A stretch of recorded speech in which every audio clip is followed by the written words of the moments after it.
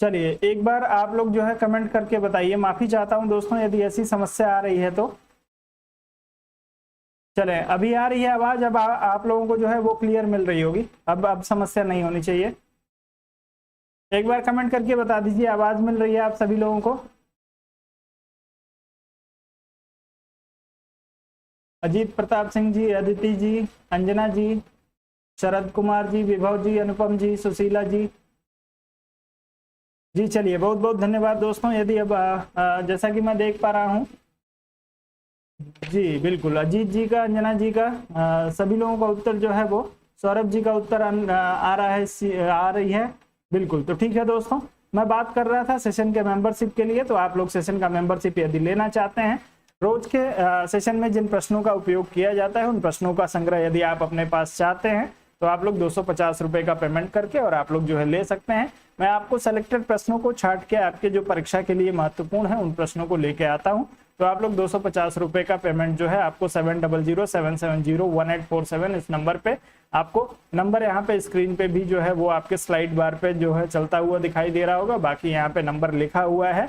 इस नंबर पे आप लोगों को गूगल पे, फोन पे या भीम के माध्यम से 250 रुपए का पेमेंट करना है। उसका स्क्रीनशॉट लेके आपको मुझे भेज देना है। स्क्रीनशॉट इसी नंबर के व्हाट्सएप पे आपको भेजना है और उसके बाद से आपको नियमित रूप से जो है वो क्लास की पीडीएफ उपलब्ध हो जाएगी।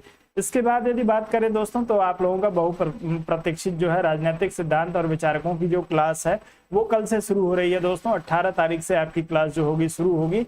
ये क्लास आपकी लाइव होगी दोस्तों। तो जो लोग लाइव क्लास में भाग लेना चाहते हैं उनके लिए जो है दोस्तों आपको सिर्फ एक काम करना पड़ेगा, 7007701847 इस नंबर पे आप अपने नाम के साथ जो है दोस्तों लाइव क्लास लिख के व्हाट्सएप कर देंगे।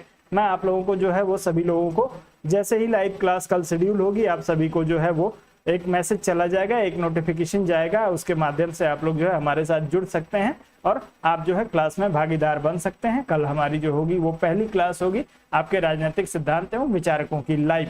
तो आप लोग लाइव क्लास में हमारे साथ जुड़ के और राजनीतिक सिद्धांत और विचारकों को पढ़ सकते हैं। आप लोगों को ध्यान बस ये रखना है दोस्तों कि ये क्लास जो है वो सिर्फ और सिर्फ आपके टीजीटी वाले टीजीटी के जो विद्यार्थी हैं उनके लिए है, पीजीटी के लिए नहीं है। पीजीटी में जो है दोस्तों आपका बहुत सारी चीजें छूट जाएंगी इस सिलेबस के अनुसार। तो आपको जो है वो टीजीटी में जो आपका सिलेबस है उसको मैं इसमें कवर करूंगा। इसके लिए शुल्क जो निर्धारित किया गया है दोस्तों वो आपका 1499 रुपए निर्धारित किया गया है। 1499 रुपए में टीजीटी में आपके जितने सिद्धांत दिए हुए हैं उन सारे सिद्धांत को पूरे डिटेल में, पूरे इत्मीनान से, कॉन्सेप्ट के साथ हम लोग देखेंगे दोस्तों। और साथ ही जो आपके राजनीतिक चिंतक जो 11 दिए हुए हैं उन 11 चिंतकों को पूरे डिटेल में देखेंगे, उनसे संबंधित प्रश्नों को देखेंगे। तो आप लोग जो है यदि इसमें इंटरेस्टेड हो तो आप कल की क्लास में अवश्य भाग लीजिएगा। तो कल की क्लास में भाग लेने के लिए लाइव क्लास का लिंक आपको तभी मिल पाएगा दोस्तों जब आप 7007701847 इस नंबर पे अपने नाम के साथ लाइव क्लास लिख के और व्हाट्सएप कर देते हैं तो आपको जो है वो लिंक मिल जाएगा लाइव क्लास का। लाइव क्लास जो है दोस्तों यूट्यूब पे नहीं होगी, एप्लीकेशन के माध्यम से होगी। आप लोग इस चीज को ध्यान रखेंगे। आगे बढ़ते हैं दोस्तों, तो बात करेंगे इसके बाद जो हमारा सेशन होता है वो आपका ज्योग्राफी का सेशन होता है दोस्तों। आप सभी के लिए ज्योग्राफी का सेशन नियमित रूप से सुबह 8 बजे लेके उपस्थित मैं हो जाता हूँ। पिछले हफ्ते से जो है आपकी एक हफ्ते से क्लास ये पोस्टपोन चल रही थी, लेकिन अब ये आपकी क्लास जो होगी वो स्टार्ट हो जाएगी। कल से आपको ज्योग्राफी की भी क्लास सुबह 8 बजे देखने को मिलेगी। तो जो लोग ज्योग्राफी विषय से टीजीटी पीजीटी की तैयारी कर रहे हैं वो लोग सुबह 8 बजे हमारे साथ जुड़ के ज्योग्राफी के प्रश्नों का अभ्यास कर सकते हैं। चलिए दोस्तों सीधे चलेंगे अब अपने आज के सेशन के पहले प्रश्न पे। और पहला प्रश्न जो है दोस्तों वो कल के सेशन में मैंने आप लोगों को कराया था, लेकिन गलती से मैंने आप लोगों को इस प्रश्न की जो व्याख्या है वो गलत कर दी थी। तो आप लोग जो है विकल्प तो मैंने आप लोगों को बिल्कुल सही बताया था दोस्तों, लेकिन इसकी व्याख्या जो है वो मैंने गलत की थी। इसकी वजह से भूल सुधार के रूप में आज दोबारा इस प्रश्न को मैं लेके उपस्थित हो गया हूं।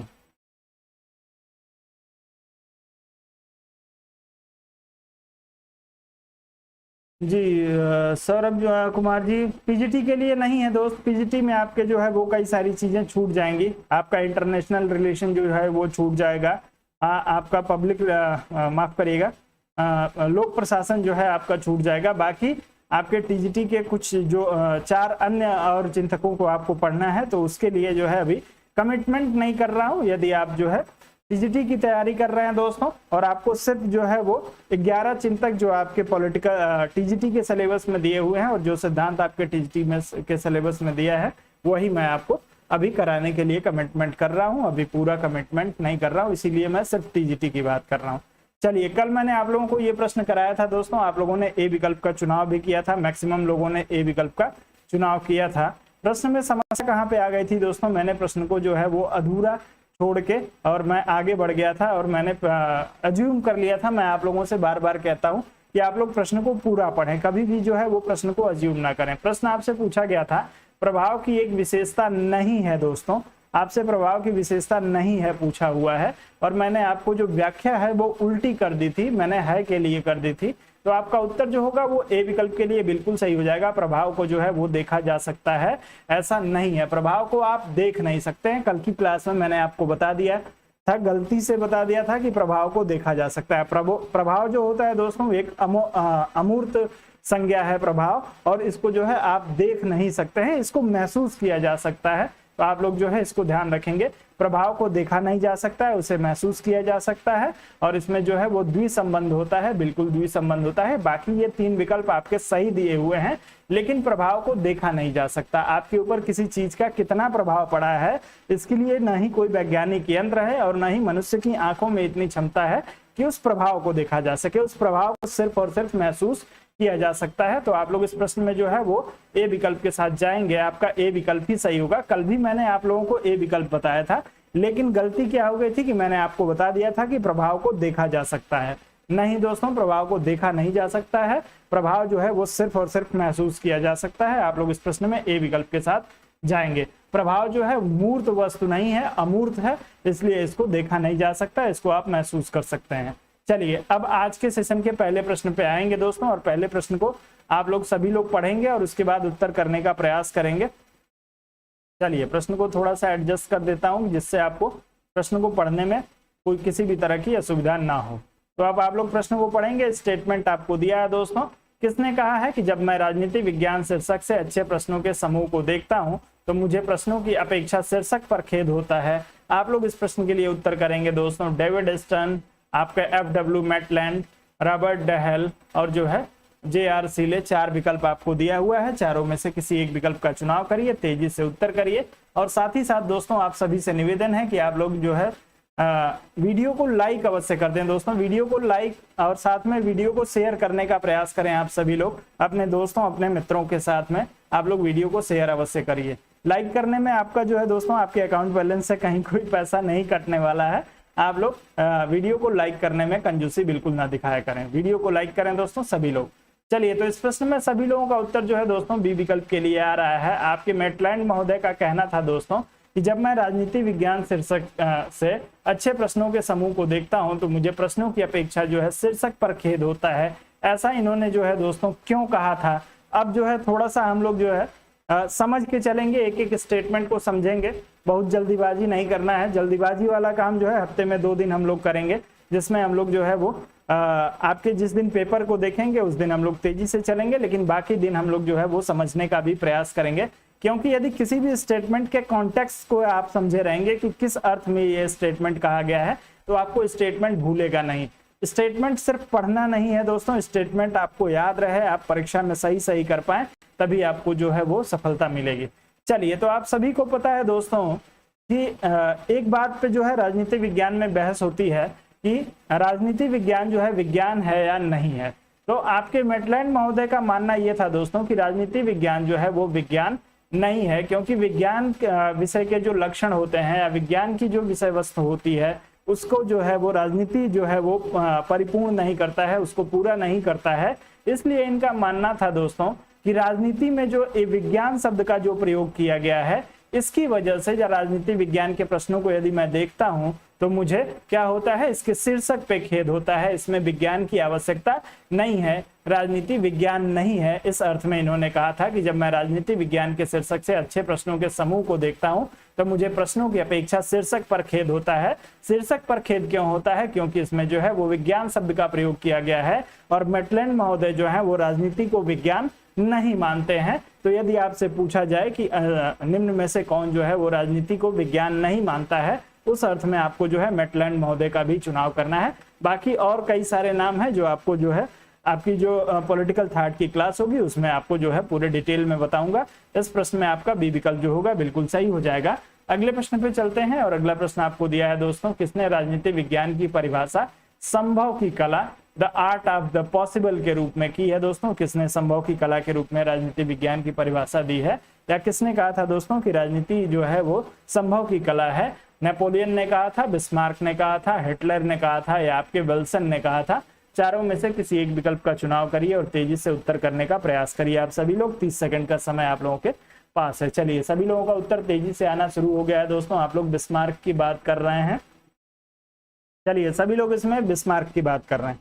तो दोस्तों, जब राजनीति विज्ञान को हम लोग पढ़ते हैं, राजनीति विज्ञान के क्षेत्र को हम लोग देखते हैं दोस्तों, तो उसमें हम लोगों ने 2-3 चीजों को देखा होगा। आप लोगों ने राजनीति विज्ञान की परंपरागत अवधारणा को देखा होगा और राजनीति विज्ञान की आधुनिक अवधारणा को देखा होगा। जब राजनीति विज्ञान की परंपरागत अवधारणा की बात की जाती है दोस्तों, तो राजनीति विज्ञान में क्या है, राज्य को और सरकार को जो है महत्व दिया जाता है, अधिकार को महत्व दिया जाता है, कर्तव्य को महत्व दिया जाता है।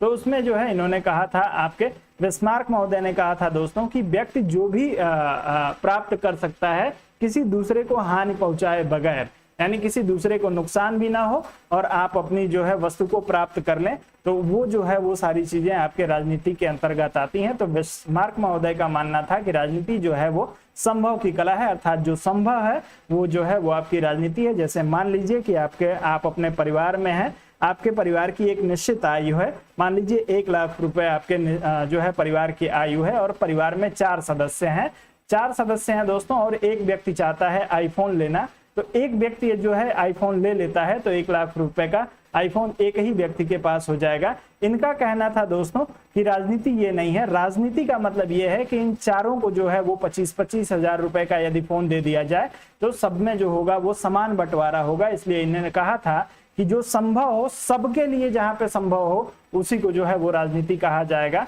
प्राप्त करने के संदर्भ में इन्होंने कहा था, तो आपका उत्तर बिस्मार्क के लिए बिल्कुल सही हो जाएगा। जो भी लाभ राज्य के द्वारा राज्य में या जो है वो आपके किसी राज्य में उपलब्ध हैं, वो सभी लाभ सभी व्यक्ति को समान मात्रा में प्राप्त हो सके, इसके अर्थ में इन्होंने कहा था कि राजनीति जो है वो संभव की कला है। आपका उत्तर इस प्रश्न में बी विकल्प के लिए बिस्मार्क के लिए सही हो जाएगा।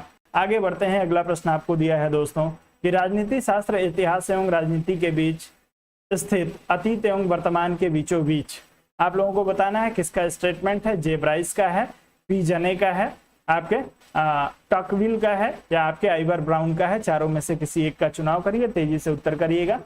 चलिए, गुड इवनिंग सुरभि जी। आप सभी लोगों से निवेदन है दोस्तों, वीडियो को लाइक कर दीजिए। वीडियो को लाइक और शेयर करने में आप लोग बिल्कुल कंजूसी ना दिखाएं।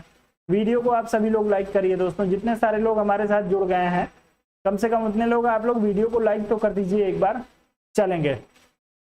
राजनीति शास्त्र इतिहास एवं राजनीति के बीच स्थित है, किसने कहा है दोस्तों? सभी लोग उत्तर करेंगे।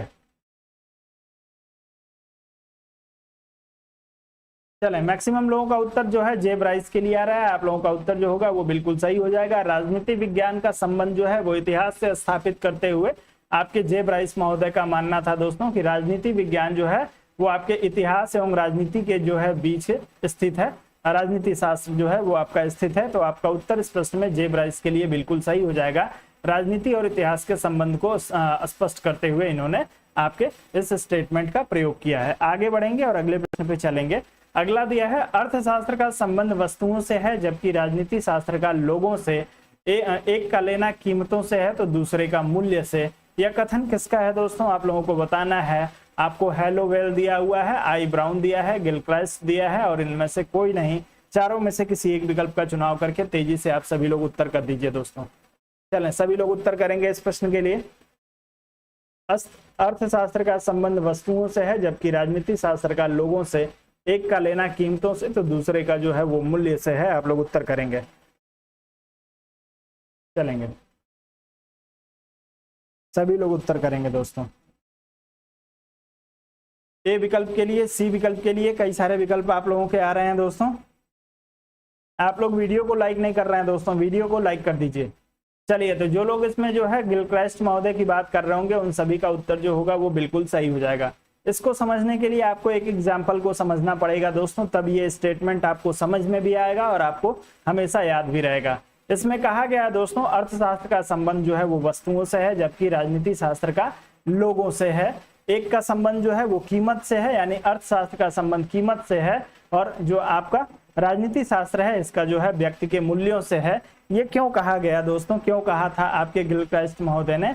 ये कहा था दोस्तों आपके राजनीति शास्त्र के संबंध को आपके अर्थशास्त्र से अलग करते हुए, राजनीति शास्त्र और आपका अर्थशास्त्र दोनों अलग अलग विषय है, इस बात को करते हुए इन्होंने कहा था। अब क्यों कहा था? यदि आपने राजनीति की मार्क्सवादी अवधारणा पढ़ी हो दोस्तों, तो राजनीति की मार्क्सवादी अवधारणा में कहा गया है कि राजनीति जो है वो दोस्तों पूर्ण रूप से आर्थिक क्रियाओं पे जो है वो डिपेंड करती है, क्योंकि आपके मार्क्सवादियों का मानना था कि जो पूंजीपति वर्ग है दोस्तों वो क्या करता है, धन का संचय करता है, और वो अपनी आवश्यकताओं के अनुसार जो है वो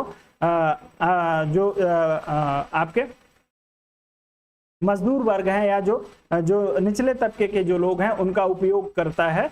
तो इन्होंने कहा था दोस्तों, मार्क्सवादियों का मानना था कि राजनीति और अर्थशास्त्र जो है वो दोनों एक ही है, यानी दोनों को मिलाने का प्रयास किया था मार्क्सवादियों ने। उनका मानना था कि राजनीति और आपके अर्थशास्त्र को अलग अलग नहीं किया जा सकता है, दोनों एक ही साथ चलेंगी। लेकिन आपके गिलक्राइस्ट महोदय ने इस बात को स्पष्ट किया कि जो राजनीति शास्त्र है दोस्तों इसका मूल्य से संबंध है, और अर्थशास्त्र का जो संबंध है वो आपके कीमतों से है, वस्तुओं से है। तो आप लोग इसमें सी विकल्प को ध्यान रखेंगे। मार्क्सवादी अवधारणा को जब राजनीति के आप लोग पढ़ेंगे तो ये स्टेटमेंट आपको वहां पे देखने को मिलेगा। आपका उत्तर इस प्रश्न में सी विकल्प के लिए सही होगा। अगले प्रश्न पे चलेंगे। आपसे पूछा गया है दोस्तों, किसने कहा कि राजनीति विज्ञान राज्य के साथ प्रारंभ किसने कहा कि राजनीति विज्ञान राज्य के साथ प्रारंभ और अंत होता है? आप लोगों को बताना है। स्टेटमेंट थोड़ा सा त्रुटिपूर्ण है। जो सही स्टेटमेंट है वो ये है कि राजनीति विज्ञान का प्रारंभ और अंत जो है वो राज्य के साथ होता है। आप लोग उत्तर करेंगे। चलेंगे, इस प्रश्न के लिए उत्तर करेंगे सभी लोग। गार्नर, ढाल, गैरिस और हेराल्ड लासवेल आपको विकल्प में दिया हुआ है।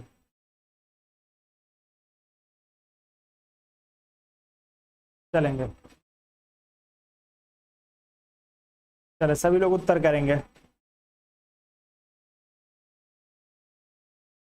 बिल्कुल, तो सभी लोग जो है इस प्रश्न में गार्नर की बात कर रहे हैं दोस्तों। जो लोग गार्नर की बात कर रहे हैं उन सभी का उत्तर बिल्कुल सही हो जाएगा।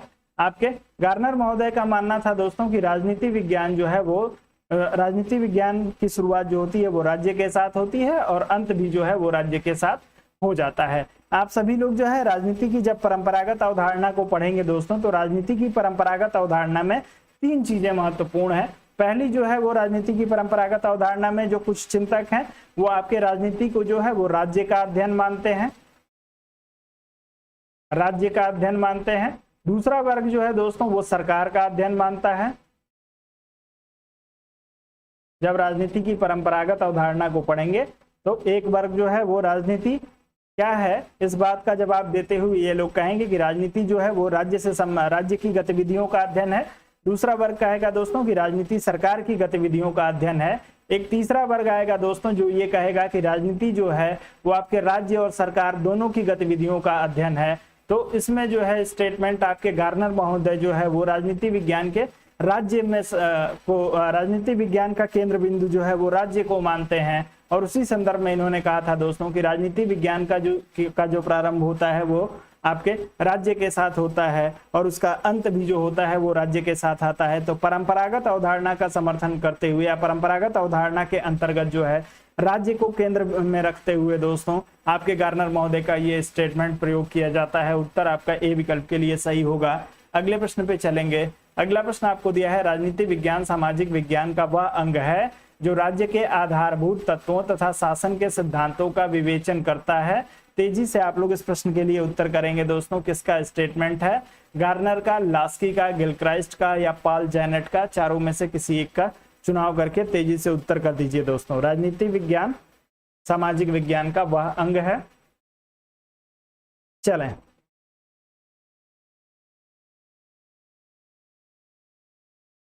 आप सभी से एक बार फिर से मेरा विनम्र निवेदन है दोस्तों कि आप लोग वीडियो को लाइक कर दीजिए। जितने सारे हमारे साथ लोग जुड़े हुए हैं आप सभी लोग वीडियो को लाइक और शेयर अवश्य करिए। चलेंगे। चलिए, तो जो लोग इसमें पाल जैनेट की बात कर रहे हैं उन सभी का उत्तर जो होगा बिल्कुल सही हो जाएगा। अभी पिछले प्रश्न में मैं आप लोगों को बता रहा था कि राजनीति विज्ञान की जो परंपरागत अवधारणा है उसमें 3 चीजों को जो है वो महत्वपूर्ण माना गया है, आपके राज्य को, सरकार को और राज्य और सरकार दोनों को। कुछ लोग जो है वो ये मानते हैं कि राजनीति जो है वो राज्य का अध्ययन है, राज्य से संबंधित गतिविधियों का अध्ययन है। कुछ लोग सरकार से संबंधित गतिविधियों का अध्ययन मानते हैं और कुछ लोग जो है राज्य और सरकार दोनों से संबंधित गतिविधि का अध्ययन मानते हैं। तो पाल जैनेट महोदय जो है दोस्तों, इनका मानना है कि राजनीति जो है वो आपके राज्य व सरकार, राज्य व सरकार दोनों का अध्ययन है। इसमें जो है दोस्तों इनका कहना है, इसके संदर्भ में इस बात को स्पष्ट करते हुए इन्होंने कहा था कि राजनीति विज्ञान सामाजिक विज्ञान का वह अंग है जो राज्य के आधारभूत तत्वों तथा शासन के सिद्धांतों की बात करता है। राज्य के आधारभूत तत्व क्या होते हैं दोस्तों? राज्य के 4 आधारभूत तत्व बताए गए हैं आपको। मैंने भी कई बार आपको बताया है कि राज्य के जो 4 तत्व हैं उसमें आपका जनसंख्या आता है, भूभाग आता है, सरकार आती है और उसमें जो है आपकी संप्रभुता आती है। साथ में सिद्धांत की बात करेंगे दोस्तों। शासन सिद्धांत की जब बात की जाती है तो शासन सिद्धांत का शासन कौन करेगा? शासन करेगी आपकी सरकार, और सरकार के द्वारा शासन करने का की जो विधि है उसी को सिद्धांत कहा जाएगा। तो आप लोग इस चीज को ध्यान रखेंगे कि पाल जैनेट महोदय जो है वो राज्य और सरकार दोनों का समर्थन करते हैं। इनका मानना है कि राजनीति विज्ञान जो है वो राज्य और सरकार दोनों का अध्ययन है, न ही सिर्फ राज्य का अध्ययन और न ही सिर्फ सरकार का अध्ययन। तो आप लोग इस चीज को ध्यान रखेंगे। आपसे पूछा जा सकता है दोस्तों कि किसने माना है कि राजनीति जो है राज्य और सरकार दोनों का अध्ययन है। आपसे पूछा जा सकता है कि कौन मानता है कि राजनीति जो है वो राज्य का अध्ययन है, कौन मानता है कि राजनीति आपके सरकार का अध्ययन है। तो यदि इन सारी चीजों को आप क्लियर करते हुए नहीं चलेंगे तो आप अपने पूरे टॉपिक को क्लियर नहीं कर रहे हैं। आप आधी अधूरी चीजों को जो आपसे प्रीवियस ईयर में पूछ ली गई हैं उनको आप आगे लेके चल रहे हैं। आपका उत्तर डी विकल्प के लिए सही होगा। आगे बढ़ते हैं, अगले प्रश्न पे चलेंगे। अगला प्रश्न दिया है कि स्वतंत्रता के बाद जिला अधिकारी की भूमिका में मुख्य रूप से निम्नलिखित के कारण बहुत अधिक परिवर्तन हुआ है। आप लोगों को बताना है दोस्तों कि डिस्ट्रिक्ट मजिस्ट्रेट या जिलाधिकारी की भूमिका में किन कारणों से परिवर्तन हुआ है। राजनीतिक जागरण की वजह से परिवर्तन हुआ है, या आपके जनसंचार की भूमिका की वजह से परिवर्तन हुआ है, जनतांत्रिक विकेंद्रीकरण की वजह से, या आवधिक चुनाव की वजह से। किसकी वजह से आपके डिस्ट्रिक्ट मजिस्ट्रेट या डीएम के जो भूमिका है उसमें परिवर्तन आपको आया है स्वतंत्रता के बाद? आप लोग तेजी से उत्तर करेंगे इस प्रश्न के लिए। सभी लोगों का सी विकल्प के लिए उत्तर आ रहा है। एक बार फिर से आप सभी से निवेदन है, जब तक आप लोग सभी लोग वीडियो को लाइक और शेयर नहीं करेंगे तब तक मैं आप लोगों को कहता रहूंगा। दोस्तों व्याख्या यदि कर रहा हूं तो आपको जो है यदि बोरिंग ना लग रही हो तो आप लोग बता दें व्याख्या आप लोगों के लिए जरूरी है या नहीं। मैं दोनों में कंफर्टेबल हूं। आप लोग चाहेंगे तो व्याख्या करूंगा, नहीं चाहेंगे तो नहीं करूंगा। यदि आपको लग रहा हो कि समय ज्यादा बर्बाद हो रहा है तो मैं व्याख्या को छोड़ भी सकता हूं। चलिए, तो आपका उत्तर इस प्रश्न में सी विकल्प के लिए बिल्कुल सही हो जाएगा, जनतांत्रिक विकेंद्रीकरण के लिए। जनतांत्रिक विकेंद्रीकरण का मतलब क्या हुआ दोस्तों?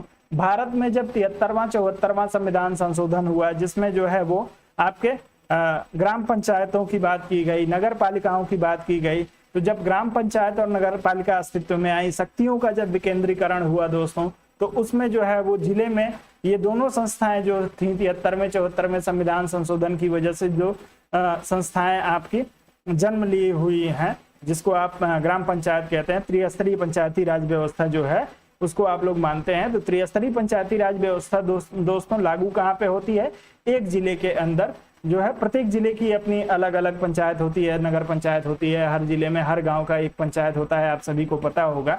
तो जैसे ही ये आपके त्रिस्तरीय पंचायती राज व्यवस्था की शुरुआत हुई दोस्तों, चूंकि जिले का मुखिया जो होता है वो आपका जिलाधिकारी होता है, तो इसकी जो है वो भूमिका महत्वपूर्ण हो जाती है। उत्तर आप लोगों का सी विकल्प के लिए सही हो जाएगा, जो लोग इसमें सी विकल्प की बात करेंगे। आगे बढ़ेंगे, अगले प्रश्न पे चलेंगे दोस्तों। अगला प्रश्न दिया है कि राजनीति विज्ञान का संबंध राज्य तथा उसके साधन सरकार से है। किसने कहा है दोस्तों? गार्नर ने कहा है, डिमॉक ने कहा है, गिलक्राइस्ट ने, या सीले ने? चारों में से किसी एक विकल्प का चुनाव करिए और तेजी से उत्तर करने का आप सभी लोग प्रयास करिए दोस्तों। राजनीति विज्ञान का संबंध राज्य तथा उसके साधन सरकार से है। सभी लोग उत्तर करेंगे इस प्रश्न के लिए, तेजी से करेंगे। चलिए, बहुत ही बढ़िया। आप लोगों का उत्तर जो है, कुछ लोग बी विकल्प की बात कर रहे हैं, सी विकल्प के लिए उत्तर आना शुरू हो गया है आप लोगों का। गार्नर, डिमॉक, गिलक्राइस्ट और सीले में से किसी एक का चुनाव करिए। चलें बिल्कुल।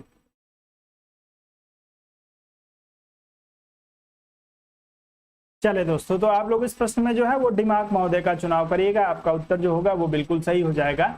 आपके राज्य तथा उसके साधन सरकार की बात करते हैं दिमाग महोदय।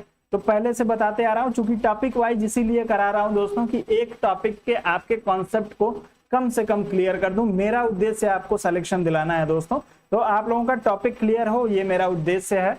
तो दिमाग महोदय जो है दोस्तों, आपके जब परंपरागत अवधारणा की बात की जाती है तो उसमें राज्य और सरकार दोनों के समर्थक हैं।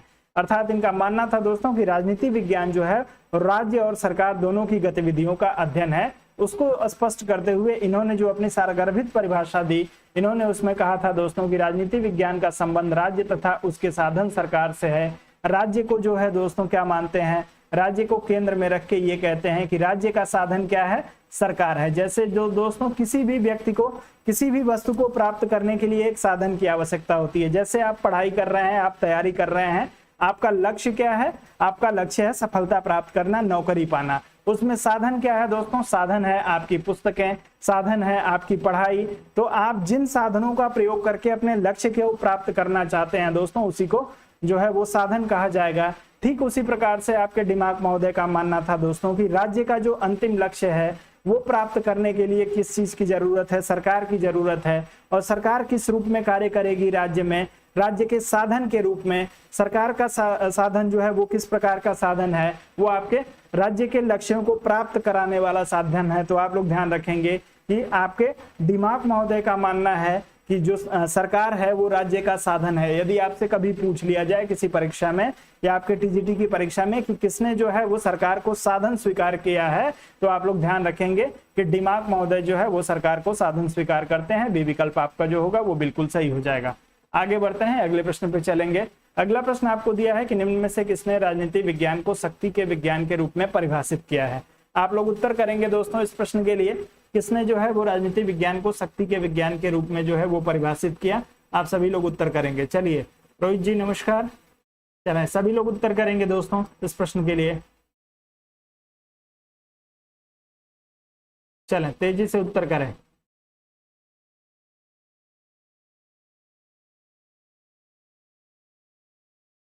राजनीति विज्ञान को शक्ति के विज्ञान के रूप में किसने परिभाषित किया है दोस्तों।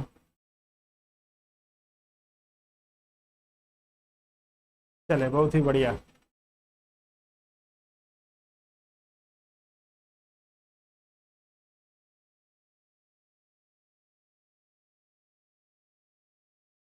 चलिए तो जो लोग इसमें दोस्तों कैटलिन की बात कर रहे होंगे उन सभी का उत्तर जो होगा वो सही हो जाएगा।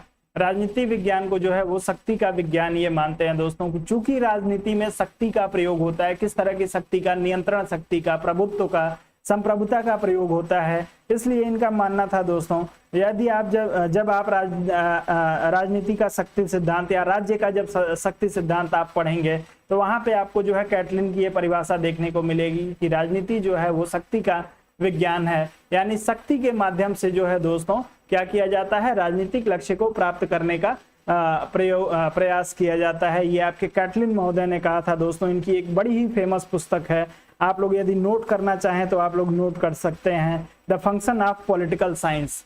The function of political science जो है कैटलिन की पुस्तक है, जिसमें इन्होंने कहा था दोस्तों कि राजनीति विज्ञान को शक्ति के विज्ञान के रूप में परिभाषित किया है इन्होंने। आप लोग ध्यान रखेंगे, राजनीति विज्ञान को शक्ति के विज्ञान के रूप में कैटलिन महोदय ने the function of political science में जो है वो परिभाषित किया है। आपका उत्तर सी विकल्प के लिए सही हो जाएगा। पुस्तकें दोस्तों आप सभी को बता दूं, बार बार कहता आया हूं, शुरू से कहता आया हूं, एक बार फिर से कह रहा हूं कि आप लोग स्टेटमेंट और पुस्तकों की लिस्ट बना लीजिए। आपके पास स्टेटमेंट और पुस्तकों का लिस्ट होना चाहिए। उस लिस्ट को हर 5-10 दिन, हफ्ते में कम से कम एक बार यदि उस लिस्ट को आप रिवाइज नहीं करते हैं तो आपका जो परीक्षा में जब आपके सामने प्रश्न आएगा दोस्तों तो आपका उत्तर जो होगा वो गलत हो जाएगा। चलिए अंकुर जी बहुत बहुत धन्यवाद यदि आपको पसंद आ रहा है तो। अगले प्रश्न पे चलेंगे। आपको दिया है दोस्तों, किस विचारक का संबंध जो है वो राजनीतिक पतन शब्द के साथ है। राजनीतिक पतन शब्द के साथ जो है वो संबंध किसका है, डेविड स्टर्न, हटिंगटन, डेविड एप्टर और पावेल, चारों में से किसी एक का चुनाव करिएगा। तेजी से उत्तर करिएगा, सभी लोग करेंगे दोस्तों। आप सभी से निवेदन है, वीडियो को लाइक करिए दोस्तों, चैनल को सब्सक्राइब नहीं किया है तो चैनल को सब्सक्राइब करिए, और संभव हो सके तो आप लोग जो है वीडियो को अपने दोस्तों मित्रों तक शेयर करने का प्रयास करिए। सभी लोग उत्तर करेंगे इस प्रश्न के लिए दोस्तों। राजनीतिक पतन शब्द के साथ किसका नाम जुड़ा हुआ है, अर्थात राजनीतिक पतन का जो है वो प्रयोग किसने किया था दोस्तों, राजनीति के पतन के सिद्धांत की बात किसने की थी। आप सभी लोग उत्तर करेंगे इस प्रश्न के लिए।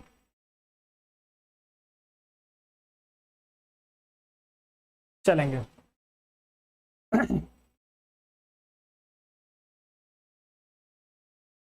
चलिए, तो राजनीति का पतन होता है दोस्तों, ये मानना था आपके हंटिंगटन महोदय का। राजनीति के पतन की बात इन्होंने की थी, इसलिए इनका नाम जो है वो राजनीतिक पतन के साथ जुड़ा हुआ है।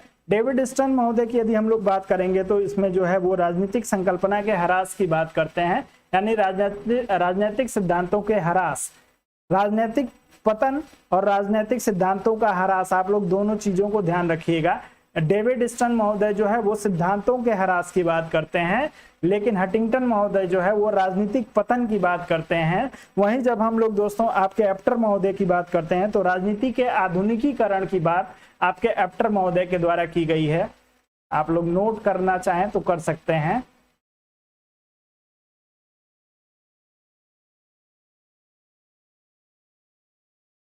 राजनीति के आधुनिकीकरण की बात जो है वो आपके डेविड एप्टर महोदय ने की थी दोस्तों। आपके राजनीतिक सिद्धांतों के पतन की जो बात की थी, यानी ह्रास की जो बात की थी, वो आपके सिद्धांतों के ह्रास की बात आपके जो है स्टर्न महोदय ने की है। राजनीतिक पतन की बात जो है वो आपके हंटिंगटन महोदय ने की है दोस्तों। और पावेल महोदय की यदि आप बात करेंगे तो आपके जो है प्रकार्यात्मक सिद्धांत या राजनीतिक संस्कृति, तो आप लोग इनके लिए जो है राजनीतिक संस्कृति शब्द नोट कर लीजिए।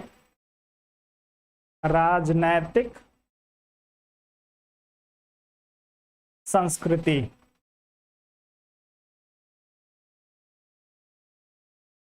ये आपसे सारे शब्द जो है वो पूछे जा सकते हैं किसी भी एक बार परीक्षा में। राजनीतिक पतन पूछा गया है तो हो सकता है कि आपके राजनीतिक संस्कृति से किसका नाम जुड़ा है पूछ ले, राजनीति के आधुनिकीकरण से किसका नाम है पूछ ले, राजनीतिक सिद्धांतों के ह्रास से किसका नाम जुड़ा है पूछ ले। तो आप लोग सबको तैयार रखेंगे दोस्तों, आप सिर्फ प्रीवियस ईयर पेपर पे जो है वो डिपेंड नहीं रहेंगे।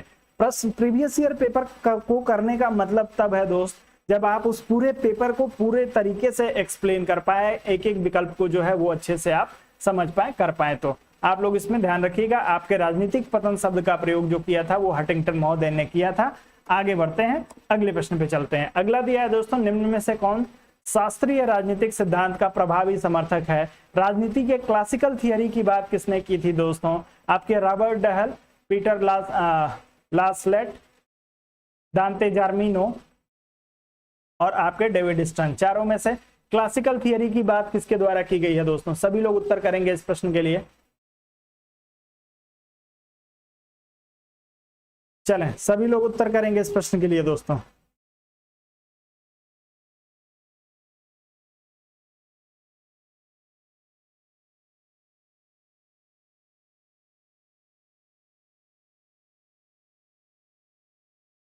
चलें, तो सभी लोगों का उत्तर जैसा कि मैं देख पा रहा हूं इस प्रश्न में सी विकल्प की बात कर रहे हैं, दांते जर्मिनो की बात कर रहे हैं।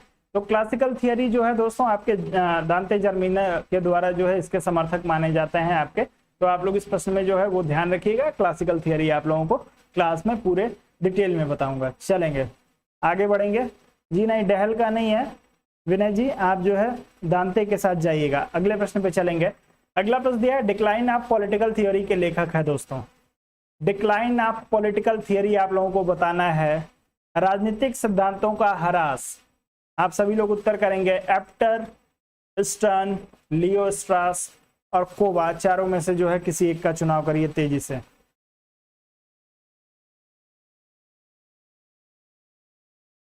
सभी लोग उत्तर करेंगे। पीछे जो मैंने आपको चार शब्द बताए थे दोस्तों, उन सब एक एक शब्द पे जो है वो किताब लिखी गई है, इसलिए वो शब्द आपसे पूछ लिया जाता है कि किसका संबंध है।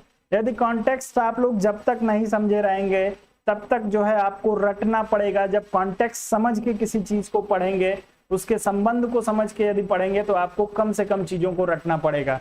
चलिए, मैंने आपको पहले ही बता दिया था दोस्तों कि जब सिद्धांतों के हरासमेंट की बात पूछी जाए या सिद्धांतों के हरास की बात पूछी जाए तो आप डेविड स्टर्न का चुनाव करिएगा। और डेविड स्टर्न महोदय ने जो पुस्तक लिखी है दोस्तों, उसका नाम ही है डिक्लाइन ऑफ पॉलिटिकल थियरी या आपके राजनीतिक सिद्धांतों का हरास। तो आप सभी का उत्तर इस प्रश्न में बी विकल्प के लिए सही हो जाएगा। कहीं पे सोचना नहीं है, प्रश्न ये आपका गलत नहीं होना चाहिए। आप सभी लोग जो है वो बी विकल्प के साथ ही जाइएगा। जो लोग इसमें बी विकल्प की बात कर रहे हैं उन सभी का उत्तर जो होगा बिल्कुल सही हो जाएगा। एक सेकंड माफ करिएगा, प्रश्न गलत हो रहा है। डिक्लाइन ऑफ पॉलिटिकल थियरी पुस्तक पूछी है दोस्तों, तो ये डिक्लाइन ऑफ पॉलिटिकल थियरी जो है वो कोबा की पुस्तक है, डेविड स्टर्न की नहीं है, कोबा की पुस्तक है दोस्तों। डेविड स्टर्न महोदय ने जो है वो राजनीतिक सिद्धांत के हरास की बात की है, न कि ये पुस्तक लिखी थी। कोबा महोदय ने जो है वो बात की थी। दोनों लोग एक ही बात का समर्थन करते हैं, लेकिन पुस्तक यदि आपसे पूछा जाए, माफी चाहता हूं आप सभी लोगों से, मैंने आप लोगों को जो है वो थोड़ा सा कंफ्यूज कर दिया। तो जो लोग कोबा की बात कर रहे थे उन सभी का उत्तर जो होगा वो बिल्कुल सही हो जाएगा दोस्तों। डिक्लाइन ऑफ पॉलिटिकल थियरी जो है 1953 में अल्फ्रेड कोबा के द्वारा लिखी गई थी दोस्तों। आप लोग ध्यान रखेंगे 1953 में ये कोबा महोदय के द्वारा लिखी गई है, तो आप लोग इस चीज को ध्यान रखिएगा। हमसे गलती हुई है, क्षमा प्रार्थी हूँ इस चीज के लिए। आपके डिक्लाइन ऑफ पॉलिटिकल थियरी की पुस्तक जो है कोबा महोदय ने 1953 में लिखी थी। आगे बढ़ते हैं, अगले प्रश्न पे चलेंगे। अगला प्रश्न दिया, ग्रामर ऑफ पॉलिटिक्स के लेखक हैं। किसने लिखा था ग्रामर ऑफ पॉलिटिक्स दोस्तों?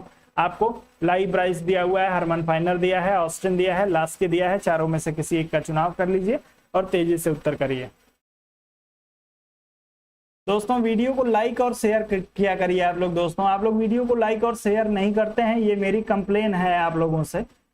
मैं आप लोगों के लिए नियमित रूप से उपस्थित होता हूं हर तरीके की। आज जो है वो संडे को मैं क्लास नहीं ले रहा था, मैं संडे को पिछले कुछ दिनों से क्लास को बंद रख रहा था, लेकिन आप लोगों ने कल कहा तो मैं आपके आदेश को मैंने जो है वो सराखों पे रखा। संडे को भी मैं आप लोगों के लिए क्लास लेके उपस्थित हो गया। तो थोड़ा सा मेरे लिए आप लोग भी जो है वो एफर्ट लगाइए, वीडियो को लाइक और शेयर अवश्य कर दीजिए। चलिए, ग्रामर ऑफ पॉलिटिक्स के लिए आप लोगों का उत्तर आना चाहिए दोस्तों। चलिए, तो बहुत ही आसान है, कम से कम 10 बार पूछा जा चुका है। लास्की की पुस्तक है दोस्तों ग्रामर ऑफ पॉलिटिक्स। चलेंगे, राजनीति विज्ञान का व्याकरण। आप लोग दोस्तों एक चीज मैं आपको बता दूं, कई बार जो है मैंने देखा है टीजीटी के पेपर में, पीजीटी के पेपर में, कि आपकी जो पुस्तकें हैं उनका नाम हिंदी में जो है पूछ लेता है।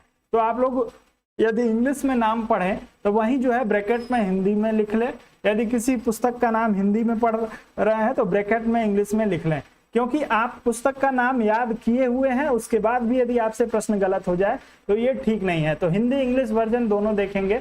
आपके जो है ग्रामर ऑफ पॉलिटिक्स या जो है वो राजनीति का व्याकरण पुस्तक जो है वो हेराल्ड लास्की के द्वारा लिखी गई है। आप लोगों से कल एक प्रश्न मैंने आप लोगों को कराया था, 2010 के पेपर में पूछा हुआ था, जिसमें मैंने आपको प्रश्न कराया था कि आपसे पूछा था कि सामाजिक संविदा किसने लिखी है। सामाजिक संविदा कोई पुस्तक ही नहीं है दोस्तों, पुस्तक का नाम है सोशल कॉन्ट्रैक्ट। लेकिन परीक्षक जो है वो आपके आयोग के द्वारा प्रश्नों को ट्रांसलेट कर दिया जाता है। जब ट्रांसलेट करते हैं तो पुस्तक का नाम भी जो होगा वो ट्रांसलेट हो जाएगा।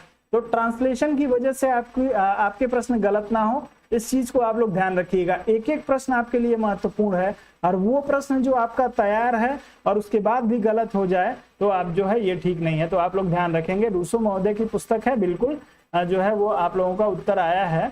संतोष जी बात कर रहे हैं। मैं बताने का प्रयास बस ये कर रहा हूं कि नाम हिंदी और इंग्लिश में दोनों में याद करिएगा। चलिए, इंग्लिश में रहता है, मैं कह रहा हूं बहुत सारे लोग जो है वो इंग्लिश में नहीं पढ़ पाते हैं, इंग्लिश से दूर भागते हैं, तो आप जो है वहीं लिख लेंगे। यदि आप यहीं पे जो है वो राजनीति का व्याकरण लिख लेते हैं तो क्या समस्या हो जाएगी। यदि इंग्लिश वर्जन पढ़ सकते हैं तब तो कोई समस्या ही नहीं है। जिन लोगों को इंग्लिश वर्जन जो है पढ़ने में असुविधा ना हो उन लोगों के लिए कोई दिक्कत नहीं है। आगे बढ़ते हैं, लेकिन आप लोग पढ़िएगा जरूर। यदि आप या तो आप लिख लीजिए और नहीं तो इंग्लिश वर्जन पढ़िए। चलिए, मानवीय संबंधों के उस किसी भी अस्थायी रूप को राजनीतिक व्यवस्था कहेंगे जिसमें महत्वपूर्ण अंगों के शक्ति, शासन अथवा सत्ता अंतर्ग्रस्त हो। यह परिभाषा किस विद्वान की है दोस्तों? आप सभी लोग उत्तर करेंगे।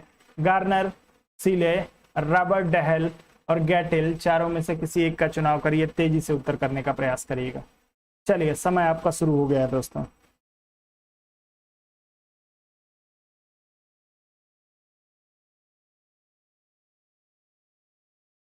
चलें, सब लोग उत्तर करेंगे तेजी से।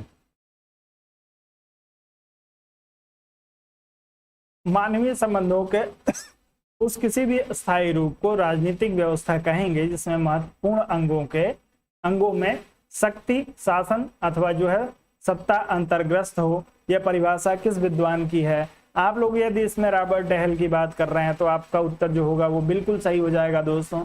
एक बार फिर से आप सभी को ध्यान दिला दूं कि राजनीति की जो दो अवधारणाएं आप लोग पढ़ते हैं, परंपरागत अवधारणा और आधुनिक अवधारणा। जब आधुनिक अवधारणा, परंपरागत अवधारणा में राज्य और सरकार दोनों की गतिविधियों का अध्ययन जो है वो राजनीति को माना जाता है। जब वहीं हम परंपरागत अवधारणा को छोड़ के द्वितीय विश्व युद्ध के बाद, आप लोग एक चीज ध्यान रखिएगा कि परंपरागत अवधारणा और जो आपकी आधुनिक अवधारणा है उसमें जो बाउंड्री है वो आपका द्वितीय विश्व युद्ध है। द्वितीय विश्व युद्ध तक जो है वो परंपरागत अवधारणा का बोलबाला रहा।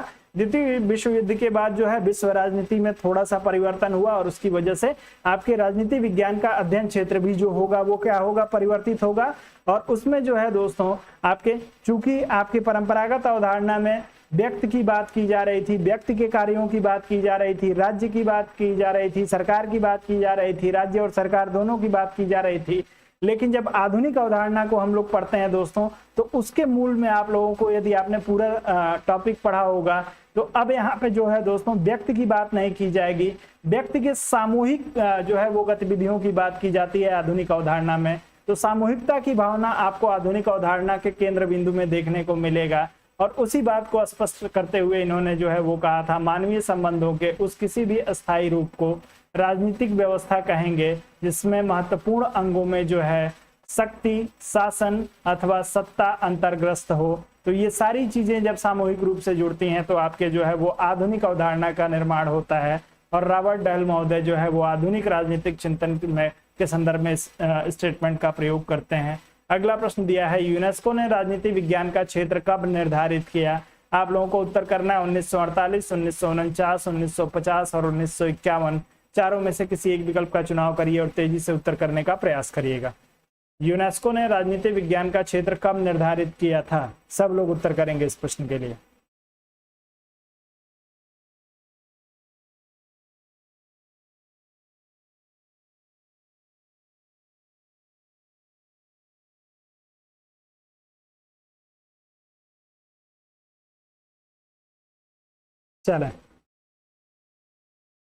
चलिए, कुछ लोग ए विकल्प की बात कर रहे हैं, कुछ लोग बी विकल्प की बात कर रहे हैं। चलो, बहुत ही बढ़िया।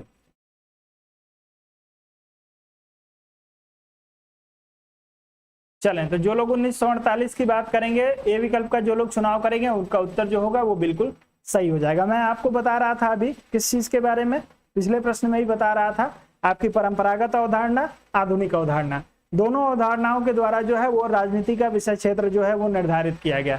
लेकिन जो है दोस्तों द्वितीय विश्व युद्ध के बाद से अन्य कई सारी चीजें उत्पन्न होती हैं। आप लोगों ने यदि किताब पढ़ना शुरू कर दिया होगा, यदि आपने पढ़ा होगा तो आपने वहां पे पढ़ा होगा कि इस चीज को लेके काफी जो है वो सभी विद्वान एकमत नहीं हो पाए हैं। तो जब सभी विद्वान एकमत नहीं थे, ऐसी स्थिति में जो है दोस्तों यूनेस्को ने, चूंकि यूनेस्को जो है दोस्तों एक संस्था है जो पूरे विश्व की राजनीतिक व्यवस्था पे जो है वो आप कह सकते हैं कि यूनेस्को जो है वो पूरे विश्व के द्वारा मान्यता प्राप्त एक संस्था है। तो इन्होंने प्रयास किया कि हम बता दें कि राजनीति क्या है, राजनीति विज्ञान के अंतर्गत जो है कौन कौन सी चीजें आती हैं। तो आपको तीन चीजें पढ़नी है, एक आपको राजनीति की परंपरागत अवधारणा पढ़नी है, एक आपको राजनीति की आधुनिक अवधारणा पढ़नी है, और आपको एक राजनीति का यूनेस्को का जो विचार है उसको पढ़ना है। तीनों के अंतर को आप लोग स्पष्ट यदि कर लेते हैं तो आपका प्रश्न जो होगा इस टॉपिक से कभी गलत नहीं होगा।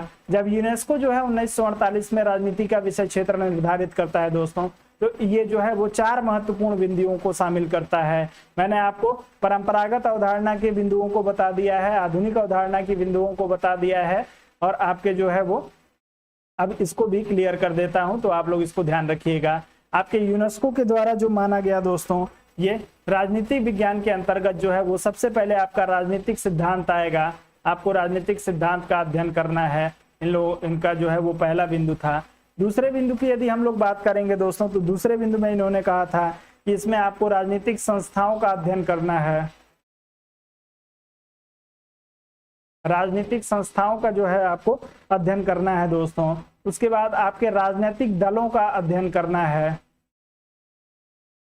राजनीतिक दलों का अध्ययन करना है दोस्तों। और चौथा और अंतिम जो इन्होंने बताया था वो बताया था अंतरराष्ट्रीय संबंध, अंतरराष्ट्रीय संबंध का अध्ययन करना है। तो इन्होंने चूंकि आपके प्रारंभिक जब हम आपके परंपरागत अवधारणा की बात करते हैं तो उसमें राजनीति विज्ञान का केंद्र बिंदु क्या क्या रहा है, राज्य रहा है, सरकार रही है, राज्य और सरकार दोनों रहा है ये। उसके बाद से जब हम आधुनिक अवधारणा की बात करते हैं तो उसमें जो है वो व्यक्ति की सामूहिक क्रिया केंद्र में आती है। और वहीं जब यूनेस्को अपना क्षेत्र निर्धारित करता है राजनीति का तो ये कहता है कि राजनीतिक सिद्धांत, राजनीतिक संस्थाएं, राजनीतिक दल और अंतरराष्ट्रीय संबंधों के अध्ययन को जो है वो राजनीति कहा जाएगा। आप लोगों का उत्तर जो होगा इस प्रश्न में ए विकल्प के लिए सही होगा, जो लोग ए विकल्प की बात करेंगे। चलिए, प्रियंका जी पूछ रही हैं सर टीजीटी के लिए बुक बता दीजिए बायोलॉजी की। प्रियंका जी, मेरा विषय जो है वो बायोलॉजी नहीं है और मैं जिस विषय का ज्ञाता नहीं हूँ या जिस विषय के बारे में मुझे जानकारी नहीं है, ज्ञाता तो कोई भी किसी भी विषय का नहीं हो सकता है, लेकिन जिस विषय के बारे में मुझे जानकारी नहीं है उसके बारे में मैं आपको जानकारी नहीं दे सकता। माफी चाहूंगा आपसे, आपके प्रश्न का जवाब देने में असमर्थ हूँ। चलिए आगे बढ़ेंगे, अगले प्रश्न पे चलेंगे। अगला प्रश्न आपको दिया है राजनीति शास्त्र के पिता माने जाते हैं। चलिए, राजनीति शास्त्र का पिता किसे माना जाता है? सुकरात को माना जाता है, अरस्तु को, चाणक्य को या कार्ल मार्क्स को?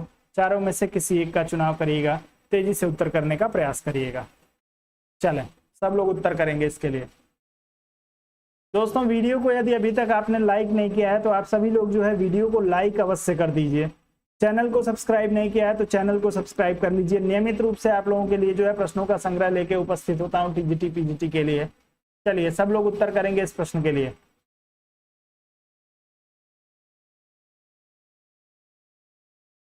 चलें,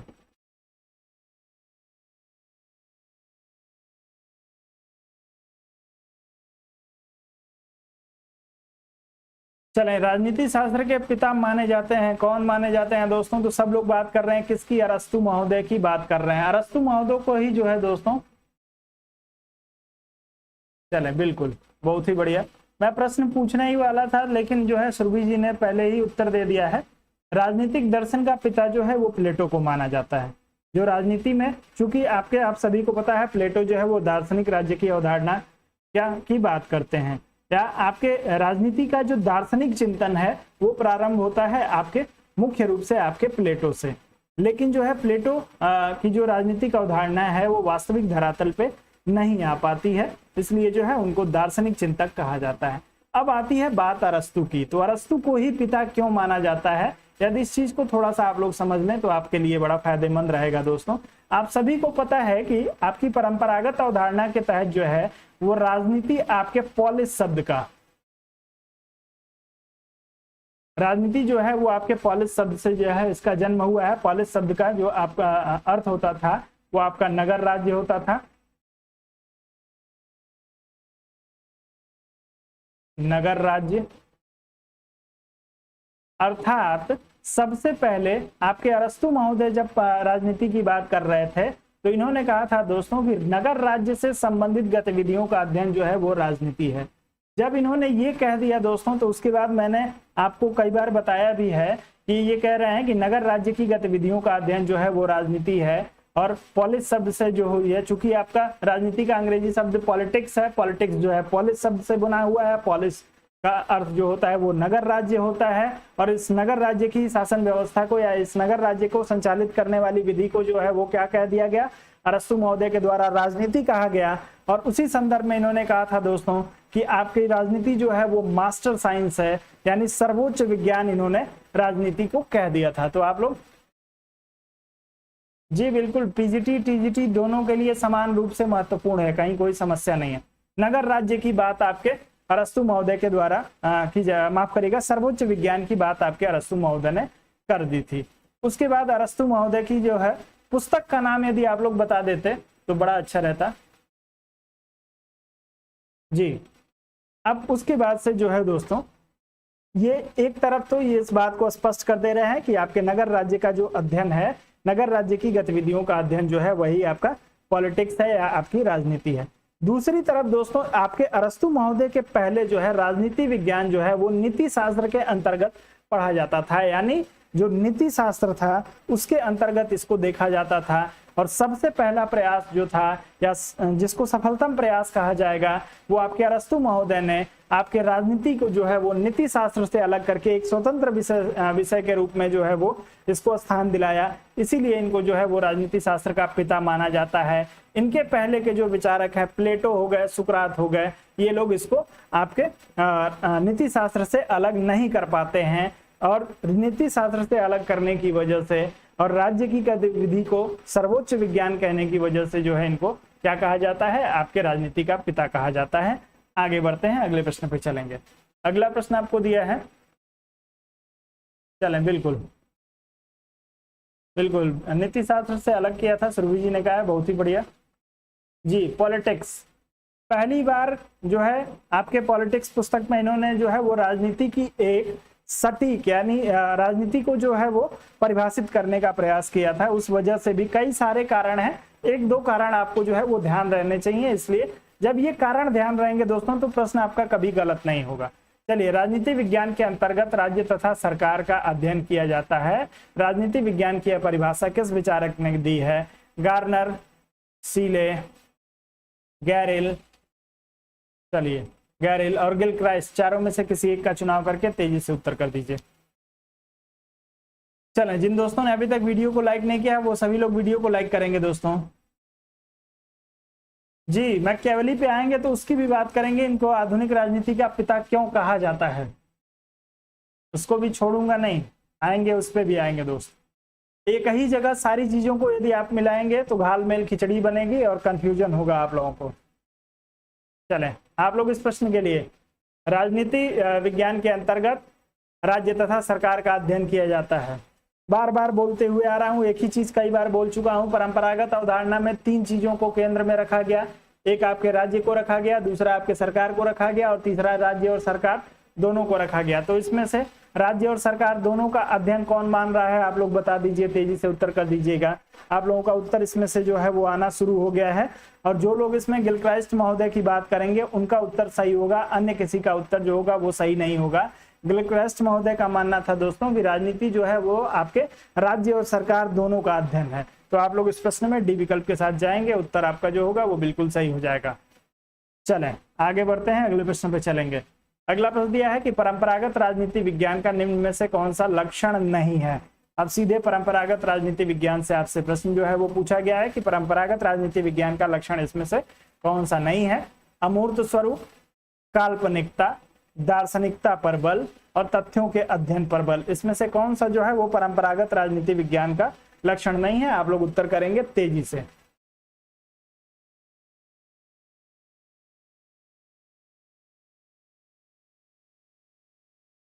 चलें,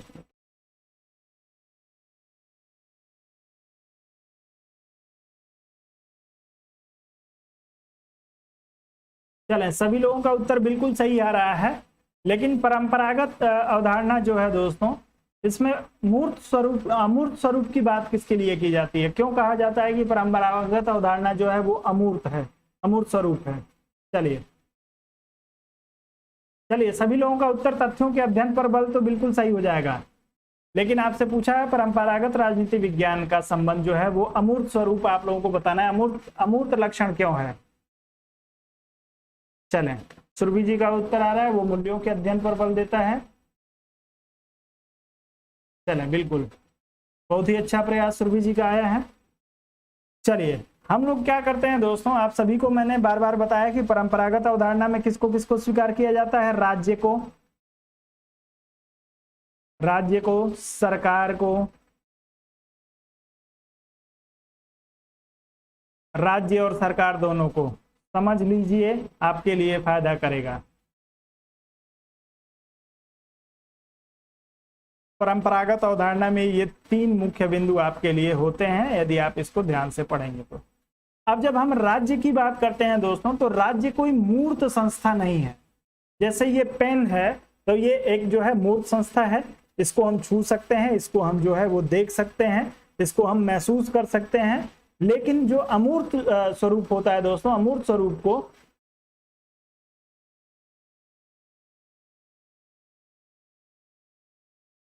चलिए बिल्कुल मैं प्रयास कर रहा हूं, मैं आप सभी के लिए आपके अधिकतम लाभ का प्रयास मैं कर रहा हूं दोस्तों।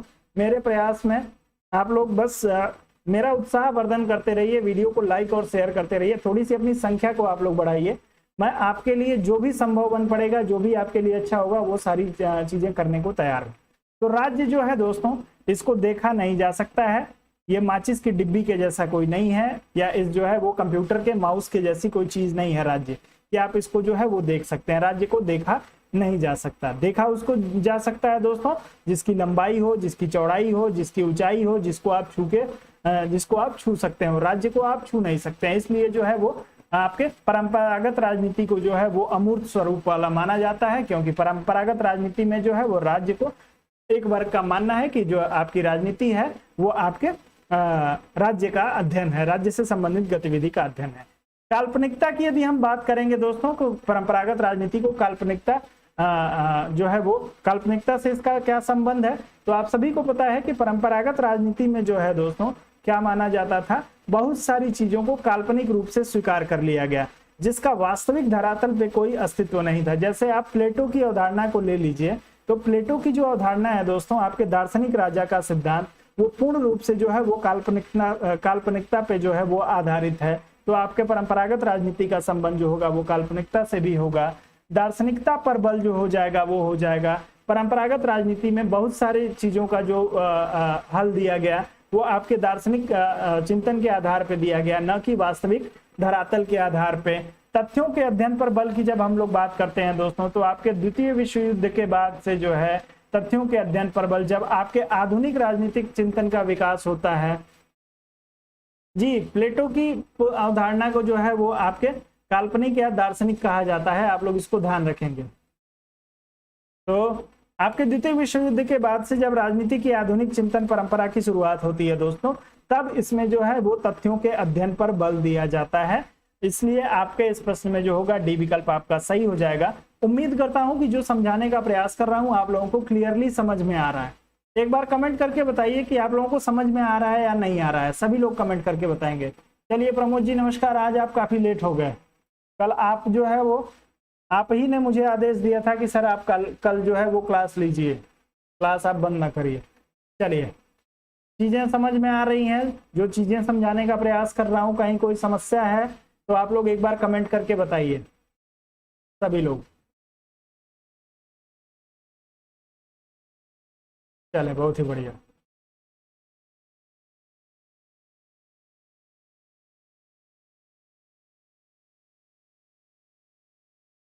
चलिए बहुत बहुत धन्यवाद। चले अगला प्रश्न दिया है, इतिहास का राजनीति विज्ञान के बिना फल नहीं तथा राजनीति विज्ञान का इतिहास के बिना जड़ नहीं। आप लोग बता दीजिए किसने कहा था दोस्तों, गार्नर, ब्लंटसली, सिले और पाल जेनेट, किसका स्टेटमेंट है? सब लोग उत्तर करेंगे दोस्तों।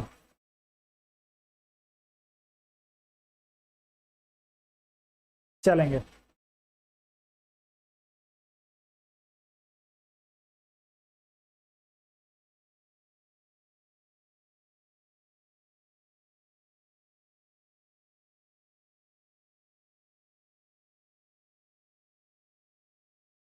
चले दोस्तों, तो जो लोग इसमें सीले की बात कर रहे होंगे उन सभी का उत्तर जो होगा वो बिल्कुल सही हो जाएगा।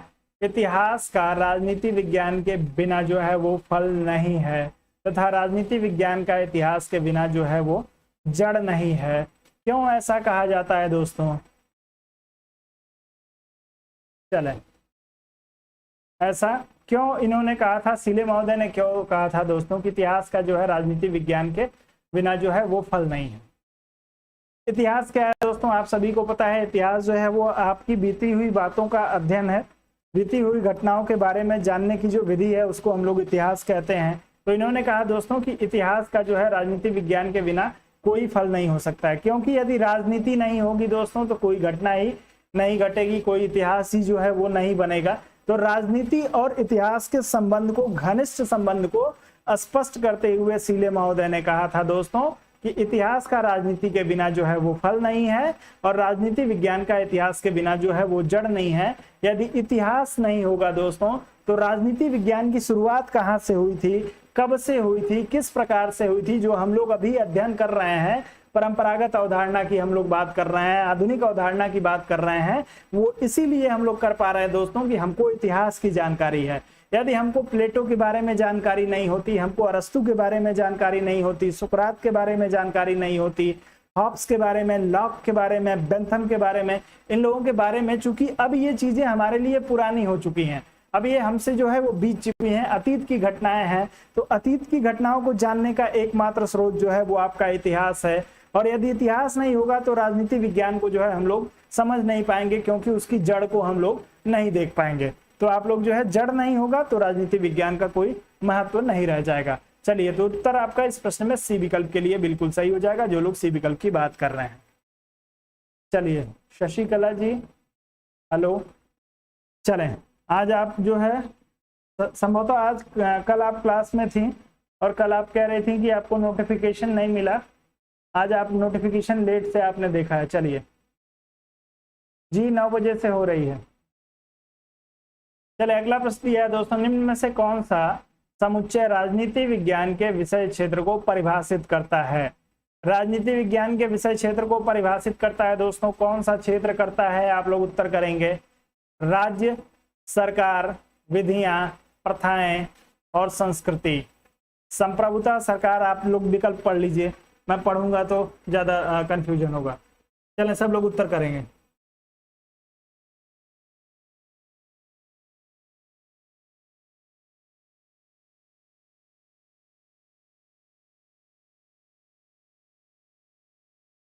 संतोष जी ने पूछा है, दुनिया में सभी पतित पशु हैं, किसने कहा है?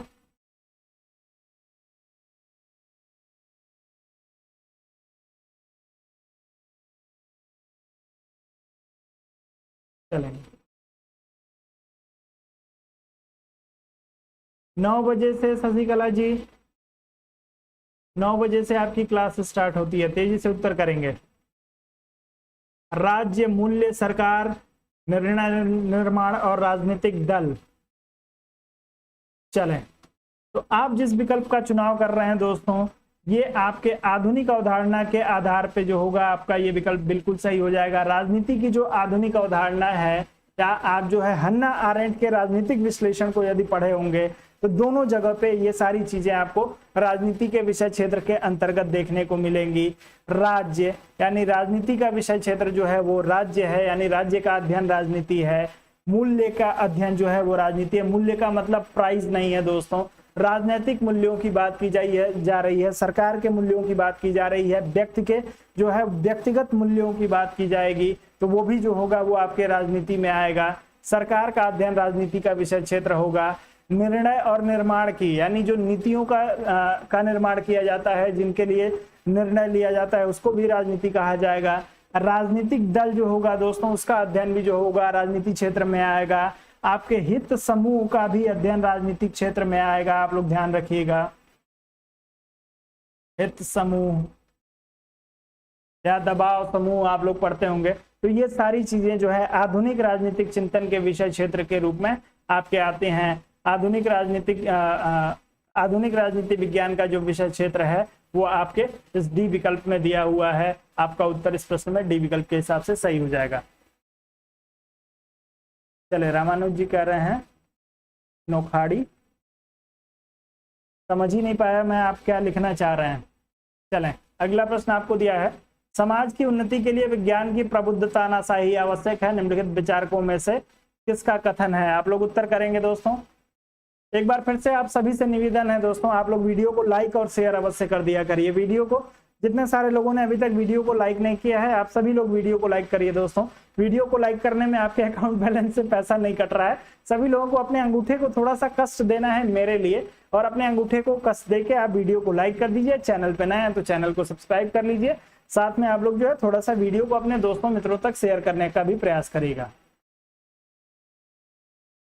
चलें, आपको दिया है दोस्तों, समाज की उन्नति के लिए विज्ञान की प्रबुद्धता नासाही आवश्यक है।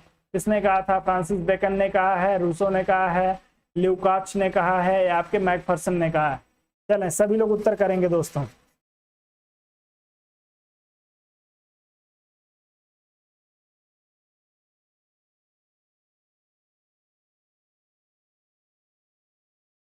चलें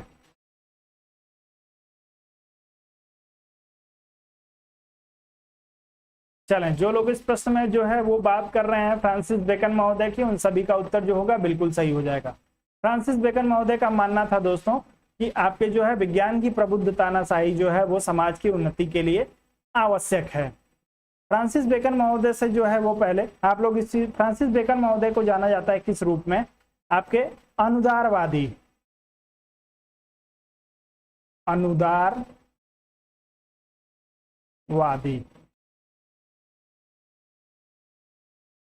अनुदारवादी सिद्धांत के जनक के रूप में इनको जाना जाता है। अनुदारवादी सिद्धांत के जनक, आप लोग ध्यान रखेंगे फ्रांसिस बेकन महोदय जो है वो आपके अनुदारवादी,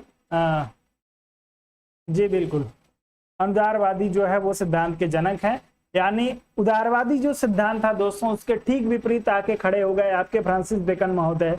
और इसमें जो है वो उदारवादी सिद्धांत में जो है जहाँ पे सबको स्थान दिया जा रहा था, वहीं पे जो है इन्होंने जब अनुदारवादी चिंतन की बात आती है तो इसका जनक जो है वो आपके फ्रांसिस बेकन महोदय को माना जाता है। और ये कहते हैं दोस्तों कि सबसे जो प्रमुख चीज है वो आपका ज्ञान है। चलिए संतोष जी ने लिखा है कि ज्ञान ही जो है वो सद्गुण है, सबसे अच्छा गुण जो है वो ज्ञान है। और ज्ञान किसके माध्यम से हो सकता है? विज्ञान के माध्यम से हो सकता है। और जिसके पास ज्ञान है दोस्तों वो जो है वो तानाशाही कर सकता है। प्रबुद्ध तानाशाही की बात जो है इन्होंने, चले बिल्कुल, तो जो है प्रबुद्ध तानाशाही की जो है इन्होंने अनुदारवादी जो इनका सिद्धांत है उसके अंतर्गत बात की है। अर्थात जो है दोस्तों इनका मानना था कि जब व्यक्ति के विकास के लिए कोई चीज जो है विज्ञान में, विज्ञान को जो है वो व्यक्ति के विकास के लिए विज्ञान का जब प्रयोग किया जाता है, व्यक्ति के मूल्यों के विकास के लिए, व्यक्तित्व के विकास के लिए, तो ऐसी स्थिति में जो होता है दोस्तों विज्ञान की प्रबुद्ध तानाशाही जो होती है वो आवश्यक होती है। तो आप लोग ध्यान रखेंगे ये जो है सकारात्मक अर्थ में जो है इस प्रबुद्ध तानाशाही की बात करते हैं, नकारात्मक अर्थ में जो है वो बात नहीं करते हैं। अनुदारवादी सिद्धांत के जनक के रूप में ये जाने जाते हैं आपके फ्रांसिस बेकन महोदय। उत्तर आपका जो होगा वो ए विकल्प के लिए सही हो जाएगा। अगले प्रश्न पे चलेंगे। अगला दिया है कैटलिन के अनुसार राजनीति विज्ञान का विषय क्षेत्र क्या है? आप लोग बताएंगे दोस्तों कैटलिन महोदय जो है वो राजनीति विज्ञान के विषय क्षेत्र के अंतर्गत किसको मानते हैं? शक्ति का अध्ययन, सार्वजनिक सहमति का अध्ययन, संघर्ष तथा तनाव का अध्ययन, मानव स्वभाव का अध्ययन। तेजी से आप लोग उत्तर करेंगे इस प्रश्न के लिए। चलें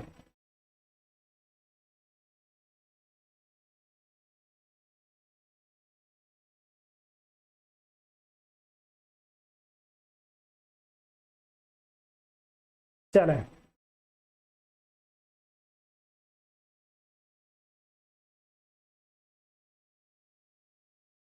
चलिए सभी लोगों का उत्तर जो है विकल्प के लिए आ रहा, शक्ति के अध्ययन के लिए। दोस्तों कैटलिन महोदय जो है वो शक्ति के अध्ययन को आपके राजनीति विज्ञान के केंद्र में रखते हैं। क्यों रखते हैं आप लोग इस चीज को समझ लीजिएगा, क्योंकि जो है दोस्तों आप सभी लोगों को पता है, चाहे वो आपकी आधुनिक अवधारणा हो, चाहे आपकी परंपरागत अवधारणा हो, चाहे आपकी ये दो ही अवधारणाएं की बात करेंगे, आधुनिक और परंपरागत की।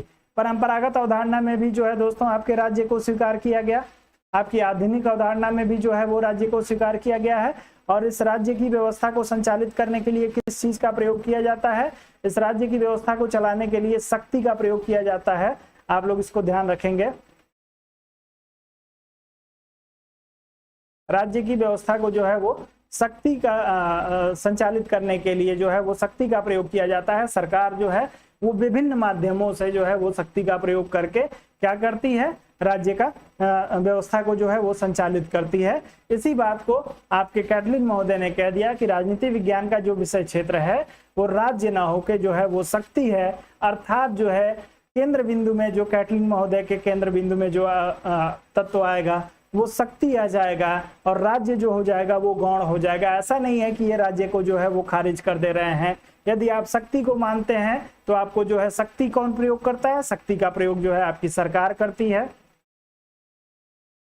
और सरकार किसकी होती है? सरकार जो होती है वो राज्य के लिए होती है, राज्य में निवास करने वाले लोगों के लिए होती है। तो ये तीनों एक दूसरे से अंतर संबंधित हैं, लेकिन इसमें सबसे प्रमुख स्थान जो वो देते हैं कैटलिन महोदय, वो शक्ति को दे देते हैं। इसलिए जो है शक्ति की अवधारणा के साथ जो है राजनीति विज्ञान को ये जोड़ने का प्रयास करते हैं। आपका उत्तर जो होगा ए विकल्प के लिए सही हो जाएगा। सार्वजनिक सहमति का अध्ययन जो है समाजवादी मानते हैं, आप सभी को पता है। संघर्ष एवं तनाव का अध्ययन राजनीति को जो है वो मार्क्सवादी मानते हैं, आप सभी को पता है। और मानव स्वभाव के अध्ययन की आप लोग बात करेंगे तो परंपरावादी, जब हम अध्ययन को देखेंगे तो परंपरावादी अध्ययन में जो है वो मानव स्वभाव को जो है वो शामिल किया गया है, क्योंकि अरस्तु महोदय ने, आपने पढ़ा होगा यदि परंपरावादी अध्ययन को, तो आप सभी को पता होगा कि अरस्तु महोदय व्यक्ति के सभी तरह के कार्यों को जो है वो राजनीति का हिस्सा मान लेते हैं। उसके व्यक्तिगत कार्य हो, उसके सामूहिक कार्य हो, सबको, जिसमें जो है वो यहाँ तक कि पति पत्नी के संबंध को भी जो है वो इनके कथन के अनुसार जो है मान लिया गया। हालांकि बाद में अरस्तु महोदय ने जो है यह स्पष्ट किया था कि जो व्यक्तिगत संबंध है वो राजनीति में जो है वो राजनीति का हिस्सा, राजनीति से जो है वो अलग है, राजनीति का हिस्सा है लेकिन अलग है। इस बात को एग्जाम्पल दिया था उन्होंने पति और पत्नी के संबंध को क्लियर करते हुए। तो आप लोग जो है वो एग्जाम्पल आप लोगों ने पढ़ा होगा, सभी लोगों ने, आप लोग उसको ध्यान रखिएगा। अरस्तु महोदय का कहना था दोस्तों कि जो पारिवारिक व्यवस्था जो है, पारिवारिक व्यवस्था जो है वो आपके राजनीतिक यानी राज्य की जो व्यवस्था है उससे भिन्न है, लेकिन पारिवारिक व्यवस्था राज्य व्यवस्था के अंतर्गत आती है। इस बात को स्पष्ट किया था आपके अरस्तु महोदय ने। तो मानव स्वभाव का अध्ययन जो है वो आपके परंपरागत अध्ययन प्रणाली में होता है, आप लोग इस चीज को ध्यान रखेंगे। शक्ति अध्ययन आपका उत्तर जो होगा वो शक्ति का अध्ययन कैटलिन के लिए सही हो जाएगा। आगे बढ़ते हैं, अगले प्रश्न पे चलेंगे। सुमन शर्मा जी, अब बफरिंग नहीं हो रहा होगा, क्लियर है। चलिए, आंग्ल भाषी जगत में राजनीतिक सिद्धांत मर चुका है, साम्यवादी देशों में वह बंदी है और अन्यत्र मर रहा है। यह कथन किसका है दोस्तों? अल्फ्रेड काबन का है, डेविड स्टर्न का है, वेपर का है, रॉबर्ट डहेल का है। चारों में से किसी एक का जो है चुनाव करके तेजी से आप सभी लोग उत्तर कर दीजिए, जितनी तेजी से संभव हो सके। चले दोस्तों, आप सभी से निवेदन है एक बार वीडियो को लाइक और शेयर अवश्य कर दीजिए। जितने सारे लोगों ने अभी तक वीडियो को लाइक ना किया हो उन सभी से निवेदन है दोस्तों, वीडियो को लाइक करिए।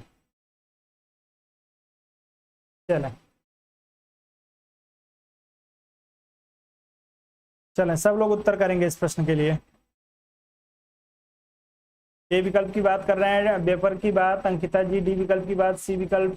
चलें कोई बात नहीं है, सभी लोग उत्तर करें।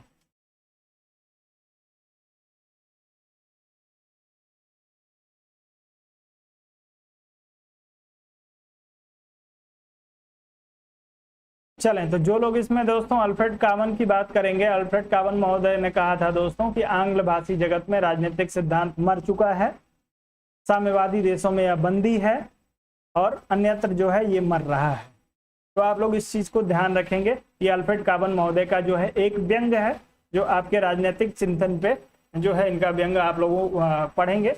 जब आलोचना हम लोग पढ़ते हैं राजनीति की तो उसमें जो है ये चीज आप लोगों को देखने को मिलेगा। इस स्टेटमेंट का क्या मतलब है दोस्तों? जो अंग्रेजी भाषी राज्य हैं यानी आंग्ल भाषी राज्य जो है दोस्तों, वहां पे क्या है, इन्होंने कहा कि राजनीतिक सिद्धांत जो है वो मर चुका है, क्योंकि जो है वो अंग्रेजी भाषी क्षेत्रों में यदि आप बात करेंगे तो उस समय वर्तमान समय के तात्कालीन समय की यदि आप बात करेंगे तो वहां पे जो है राजनीतिक सिद्धांतों को जो है वो उसको महत्व नहीं दिया जा रहा था। जिन सिद्धांतों की खोज के लिए प्लेटो और अरस्तु जैसे महान विद्वानों ने अपना पूरा जीवन बिता दिया, उन सभी सिद्धांतों को जो है वो आपके आंग्ल भाषी राज्यों में जो है वो दरकिनार कर दिया गया था, अलग से जो है व्यवस्था का संचालन किया जा रहा था। इसलिए इन्होंने कहा कि आंग्ल भाषी जगत में राजनीतिक सिद्धांत मर चुका है। साम्यवादी देशों के बारे में आप सभी को पता है दोस्तों, चीन जैसे देशों में क्या हुआ था, इसको जो है राजनीति को बंदी बना लिया गया था। अपने अनुसार जो है वो राजनीति की व्याख्या वो लोग करते हैं। आप लोग चाइना को देख सकते हैं, वो जो चीज चाहता है, जो बताना चाहता है, जो दिखाना चाहता है वो दिखाता है, जो बताता है वो जो चाहता है वो बताता है। तो इस संदर्भ में इन्होंने कहा कि जो है साम्यवादी देशों में इसे बंदी बना लिया गया है। अब बचे आपके कुछ लोकतांत्रिक देश दोस्तों, जहां पे धीरे धीरे मर रहा है, क्योंकि लोकतंत्र की अवधारणा भी जो है वो दूषित हो रही है। इसलिए आपके अल्फ्रेड काबन महोदय ने कहा था कि आंग्ल भाषी जगत में राजनीतिक सिद्धांत मर चुका है, साम्यवादी देश में बंदी है और अन्यत्र जो है धीरे धीरे मर रहा है। अगले प्रश्न पे चलते हैं। अगला दिया है, निम्नलिखित में से कौन सी एक पुस्तक मैकियावेली द्वारा नहीं लिखी गई है? आपको नहीं के संदर्भ में उत्तर करना है। The Prince, the discourses, the art of war और बोहेमोथ, चारों में से किसी एक का चुनाव करके तेजी से उत्तर कर दीजिएगा। कौन सा जो है इसमें से आपके मैकियावेली के द्वारा नहीं लिखी गई है, आप लोगों को बताना है दोस्तों।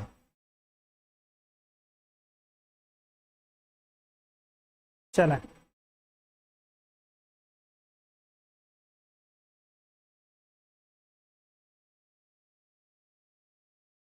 चलें सब लोग उत्तर करेंगे।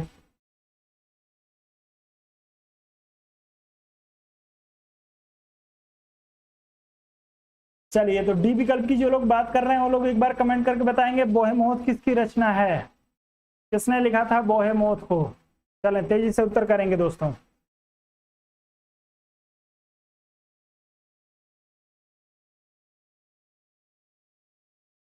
चलें सब लोग बोहेमोथ के लिए उत्तर करिए, किसने लिखा है बोहेमोथ।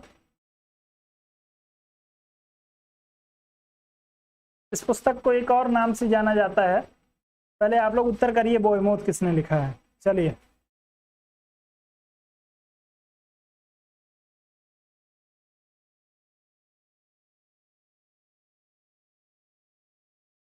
चलें कोई बात नहीं है।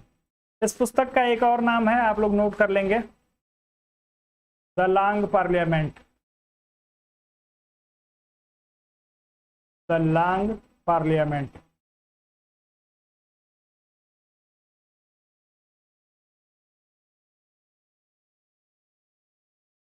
अब बता दीजिए द लॉन्ग पार्लियामेंट के लेखक कौन है। दोनों पुस्तकें एक ही हैं दोस्तों, बोहेमोथ भी इसको कहा जाता है, द लॉन्ग पार्लियामेंट भी कहा जाता है। चलें, बिल्कुल, तो उत्तर आ गया इस प्रश्न के लिए। द लॉन्ग पार्लियामेंट के लिए दोस्तों ये हॉब्स की पुस्तक है। बाकी तीनों पुस्तकें the Prince, the discourses, the art of war जो है ये आपके मैकियावेली की पुस्तक है। बोहेमोथ को जाना जाता है द लॉन्ग पार्लियामेंट के रूप में। तो आप लोगों का उत्तर जो होगा इस प्रश्न में हॉब्स के लिए सही हो जाएगा, जो लोग हॉब्स की बात करेंगे। चलेंगे,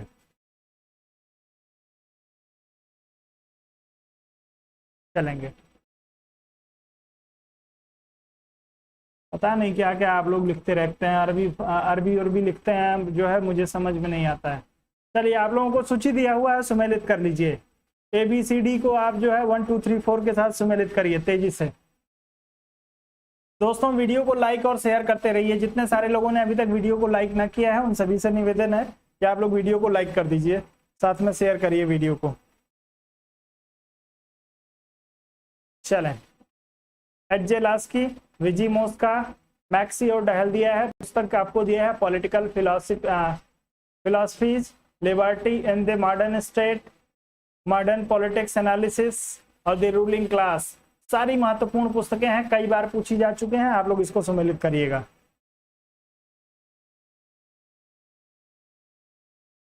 चलें तेजी से आप लोग सम्मिलित करें दोस्तों।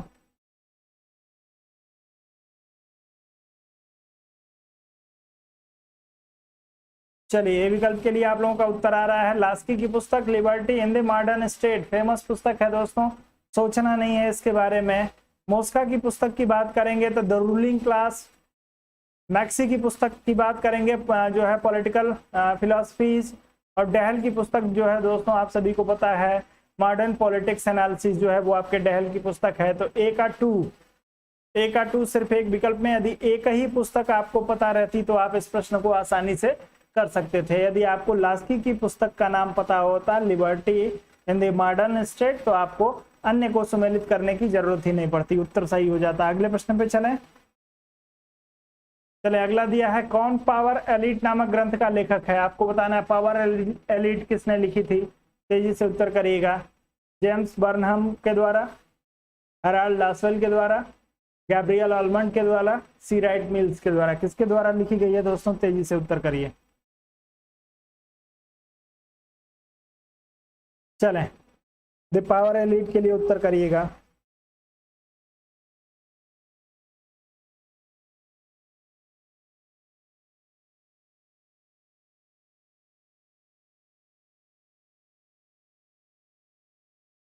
चलें, बहुत ही बढ़िया, तो जो लोग सी राइट मिल्स की बात कर रहे होंगे उन सभी का उत्तर जो होगा बिल्कुल सही हो जाएगा। सी राइट मिल्स के द्वारा जो है द पावर एलिट लिखी गई थी, इसमें कोई रॉकेट साइंस नहीं है। आगे बढ़ते हैं। अगला प्रश्न दिया, बियॉन्ड द वेलफेयर स्टेट के लेखक कौन है? तेजी से उत्तर करिए। Beyond the welfare state. सभी से निवेदन है दोस्तों, वीडियो को लाइक और शेयर करिए।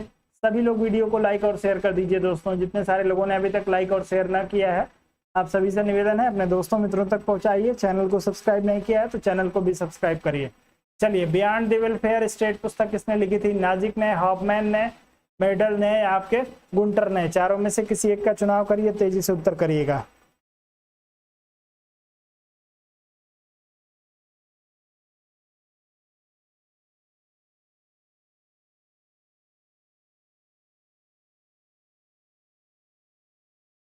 चलिए, तो जो लोग गुरनार मेडल की बात कर रहे होंगे उन सभी का उत्तर जो होगा बिल्कुल सही हो जाएगा। आपके बियॉन्ड द वेलफेयर स्टेट पुस्तक जो है आपके गुरनार मेडल के द्वारा लिखी गई है। सी विकल्प के साथ जाएंगे, उत्तर आपका बिल्कुल सही होगा। आगे बढ़ते हैं, अगले प्रश्न पे चलेंगे। अगला दिया है, निम्नलिखित में से कौन सुमेलित नहीं है? आपको बताना है दोस्तों इसमें से कौन सा जो है वो गलत सुमेलित दिया है। गार्नर की पुस्तक बताई जा रही है political science and government. Price की पुस्तक बताई जा रही है आपको मॉडर्न डेमोक्रेसीज। सिले की पुस्तक the theory of the state और मैकाइबर की पुस्तक द मॉडर्न स्टेट। आप लोग बता दीजिए इसमें से कौन सा जो है वो सही सुमेलित नहीं है। अच्छा प्रश्न है, आसान सा प्रश्न है, कई बार पूछा जा चुका है। टीजीटी में भी, पीजीटी में भी, एलटी ग्रेड में भी, सभी परीक्षाओं में पूछे जाने वाली सारी पुस्तकें हैं। आप लोग तेजी से उत्तर करिएगा। जिसको आप लोग बताइएगा कि जो है ये सुमेलित नहीं है उसके राइटर का भी नाम बताइएगा। आधा अधूरा प्रश्न का जवाब ना दिया करिए। आप लोग संभव हो सके तो आप लोग जो है राइटर का नाम लिखा करिए। चलेंगे,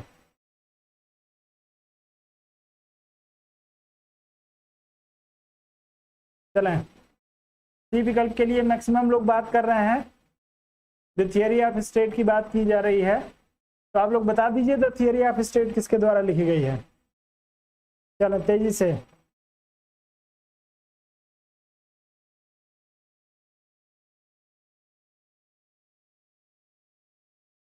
चलें, तो दो थियरी ऑफ स्टेट जो पुस्तक है दोस्तों ये आपके ब्लंट सली के द्वारा लिखी गई है।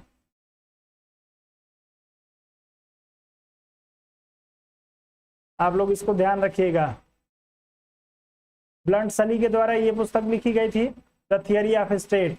और सीले महोदय की पुस्तक जो है दोस्तों उसका नाम था, आप लोगों को सभी को ध्यान होगा, introduction to the political science. Introduction to the political science पुस्तक सीले की है और द थियरी ऑफ स्टेट जो है वो ब्लंट सली की है। आप लोग इसको ध्यान रखेंगे। आगे बढ़ते हैं। चलें, तो आज का सेशन जो है हमारा दोस्तों यहीं पे कंप्लीट हो जाएगा। आज का सेशन आपको कैसा लगा आप लोग एक बार जरूर कमेंट करके बताएंगे और 2 मिनट धैर्य बना के रखेंगे दोस्तों। आपको यदि इस सेशन का मेंबरशिप चाहिए तो आप 250 रुपये का पेमेंट करके मेंबरशिप ले लीजिएगा। उसके बारे में आपको जो है पूरी जानकारी जो है मैं पहले ही क्लास के शुरू में भी दे चुका हूँ। आपको 7007701847 इस नंबर पे आपको जो है 250 रुपये का पेमेंट करना पड़ेगा। उसके बाद आपको नियमित रूप से जो है वो क्लास में जो प्रश्न कराए जाते हैं उसका PDF आपको मिल जाएगा। आगे बात करें दोस्तों तो कल से आप लोगों के राजनीतिक सिद्धांत एवं विचारकों की जो है वो क्लास शुरू हो रही है। कल आपकी पहली क्लास होगी राजनीतिक सिद्धांत एवं विचारकों की। ये क्लास जो है वो केवल और केवल टीजीटी के लिए है। पीजीटी वाले लोग जो है दोस्तों पीजीटी वाले लोगों के लिए नहीं है। पीजीटी का पूरा सिलेबस इसमें कवर नहीं हो पाएगा। और जो लोग इस क्लास की डेमो लेना चाहते हैं, कल पहली लाइव क्लास में जो लोग भाग लेना चाहते हैं उन लोगों को दोस्तों 7007701847 इस नंबर पे अपना नाम और साथ में जो है वो लाइव क्लास लिख के मैसेज कर देना है। सिर्फ आपको अपना नाम लिखना है और लाइव क्लास। आप लोग यदि मैसेज कर देंगे तो आप लोगों को जैसे ही कल क्लास शेड्यूल होगी आपको एक लिंक भेजा जाएगा। उस लिंक के माध्यम से ही आप इस क्लास से जुड़ पाएंगे लाइव क्लास से, अन्यथा आप लोग नहीं जुड़ पाएंगे। तो जो लोग इंटरेस्टेड होंगे वो लोग मैसेज कर देंगे इस नंबर पे 7007701847 इस नंबर पे, और आपको जो है वो लिंक भेज दिया जाएगा। आप उस लिंक के माध्यम से लाइव क्लास को ज्वाइन कर पाएंगे। लाइव क्लास जो होगी यूट्यूब पे नहीं चलेगी, ये एप्लीकेशन पे चलेगी, आप सभी को पता है। चलिए, फिलहाल के लिए आप लोग दोस्तों अपनी तैयारी को कंटिन्यू रखिए, जारी रखिए, अधिक से अधिक पढ़ाई करिए, अच्छे से मेहनत करिए। आज यदि आप अपनी मेहनत को टाल देंगे कल पे दोस्तों तो कल जो होगी वो आपकी मेहनत दोगुनी हो जाएगी। और यदि ईश्वर न करें कि ऐसा हो आप लोगों के साथ, लेकिन जिन लोगों का सिलेक्शन नहीं होगा, जो लोग भी लापरवाही बरत रहे हैं दोस्तों, आप लोग समझ लीजिए कि आज यदि आप 6 घंटे बैठ के जो है वो नहीं पढ़ पा रहे हैं, 8 घंटे यदि आप बैठ के नहीं पढ़ पा रहे हैं अपने सिलेक्शन के लिए, तो आपको कल कोई प्राइवेट विद्यालय वाला जब 8 घंटे आपसे काम करवाएगा तो आप कैसे करेंगे? किसी प्राइवेट नौकरी में जाएंगे 12 घंटे जब वो आपको खटाएगा 10,000 रुपए के लिए, तो आप कैसे करेंगे? यदि इस चीज के अंतर को आप समझ जाएंगे तो आप जो है वो, चलिए अनुपम जी बात कर रहे हैं सर टाइम क्या होगा? टाइम 11 साढ़े 11 बजे के बीच में होगी, स्टार्ट होगी क्लास 11 से साढ़े 11 के बीच में। तो दोस्तों आज की मेहनत से यदि आप जी चुरा रहे हैं, कल के बारे में आप जब सोचेंगे तो आपको समझ में आएगा कि आज ही मेहनत कर लेना जो है। आज आपको आपके परिवार में आपके माताजी पिताजी की वजह से बहुत सारे लोग स्वयं जो है वो सक्षम होंगे, जो है कुछ ना कुछ कर रहे होंगे, जॉब कर रहे होंगे। आज आप जो है वो क्या कर रहे हैं, आपको कूलर मिला है, पंखा मिला है, आपको एक सुविधा मिली है जिसमें आपको जो है वो सिर्फ बैठ के पढ़ाई करना है। कल आपको जो है वो कोई मार्केटिंग कंपनी वाला दिन भर आपको धूप में दौड़ाएगा, आप कैसे दौड़ेंगे? आप खुद सोच लीजिए। यदि आपको नौकरी नहीं मिलती है तो आप जो है किसी प्राइवेट स्कूल में 10,000 के लिए 10,000 रुपये महीने में आपको मिलेगा, दिन भर में 4 बात आपको सुनाएगा, क्लास में बैठने तक के लिए आपको चेयर नहीं दी जाती है प्राइवेट स्कूल्स में, तो आपको जो है वो पूरे टाइम खड़े रह के जो है 6 घंटे आपको खड़े रह के क्लास लेना है। 1 घंटा पहले जाना है, 1 घंटे बाद जाना है, आना है आपको विद्यालय से, उसके बाद दुनिया भर का काम विद्यालय का आपको करना है। तो यदि आप आज 8 घंटा बैठ के नहीं पढ़ पा रहे हैं तो कल आप जो है आप अपने ऊपर इस बात का भरोसा बिल्कुल ना करिएगा कि हम अपने जीवन में कुछ और कर लेंगे। जो लोग आज नहीं कर पा रहे हैं वो कभी कुछ नहीं कर पाएंगे। इससे ज्यादा आप लोगों के लिए कुछ नहीं कहूंगा। हो सकता है बहुत सारे लोग मेरी बात से नाराज हो जाएंगे, लेकिन मैं आपके भले के लिए बोल रहा हूँ, आप लोग इस चीज को ध्यान रखिएगा। चलिए दोस्तों, तो अब इस क्लास को यहीं पे जो है हम लोग खत्म करते हैं और कल आप लोगों से मिलता हूं। तब तक के लिए आप सभी लोग जो है दोस्तों, आनंद सिंह टाइम सर बताएं। आनंद जी टाइम के बारे में मैं जो है वो चिंतित इसलिए हूं कि काफी सारे लोग जो हैं वो हमारे ऐसे हैं जो क्या बोलते हैं कि आपके जॉब करते हैं। उन लोगों की समस्या ये है कि वो लोग लाइव क्लास को अटेंड कैसे करेंगे यदि दिन में होगा तो। सुबह दोस्तों सुबह मैं 7 बजे मैं स्वयं सो के उठता हूँ। आप लोगों से विदा लेते लेते मुझे 11 बज जाता है, कई बार 11:15 बज जाता है, तो सुबह क्लास ले पाना संभव नहीं है। टाइम इसीलिए क्लियर नहीं कर रहा हूँ। आप लोग अपने अनुसार टाइम सजेस्ट करिए। कल की क्लास को मैं कोशिश कर रहा हूँ कि कल एक क्लास ले लेता हूँ, उसके बाद उसी क्लास में डिसाइड करेंगे कि कल क्या होगा। यदि आप लोग चाहेंगे तो शाम के टाइम 6 से 7 में आपकी क्लास ले लूंगा, 6 से 8 बजे के बीच में। नियर अबाउट 1.5 से 2 घंटे की क्लास यदि नहीं होगी तो आप लोग जो है वो आपका सिलेबस अच्छे से कवर नहीं हो पाएगा।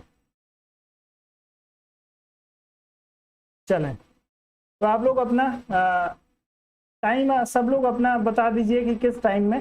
यदि आप लोग 6 से 8 फ्री हैं तो अच्छी बात है। यदि आप लोग दिन में 11 से 12 के बीच में क्लास कर सकते हैं तो ये और भी अच्छी बात है। 11-12 मेरे जो है वो प्रायोरिटी में है, लेकिन मेरे पास संख्या ऐसे लोगों की इंक्वायरी बहुत सारे लोगों की आई है जी। बहुत सारे जो लोग हमसे बात कर रहे थे क्लास के बारे में, उनमें से कई सारे लोगों का कहना यह है कि सर हम नौकरी करते हैं, हम कहीं पे काम कर रहे हैं, हम तो इसकी वजह से दिन में क्लास नहीं ले पाएंगे। तो मैं इस पर विचार करता हूँ। कल आपको जो है आप सभी को फ़ोन से सूचित किया जाएगा। यदि क्लास दिन में होगी तो आप लोगों को फ़ोन से सूचित कर दिया जाएगा।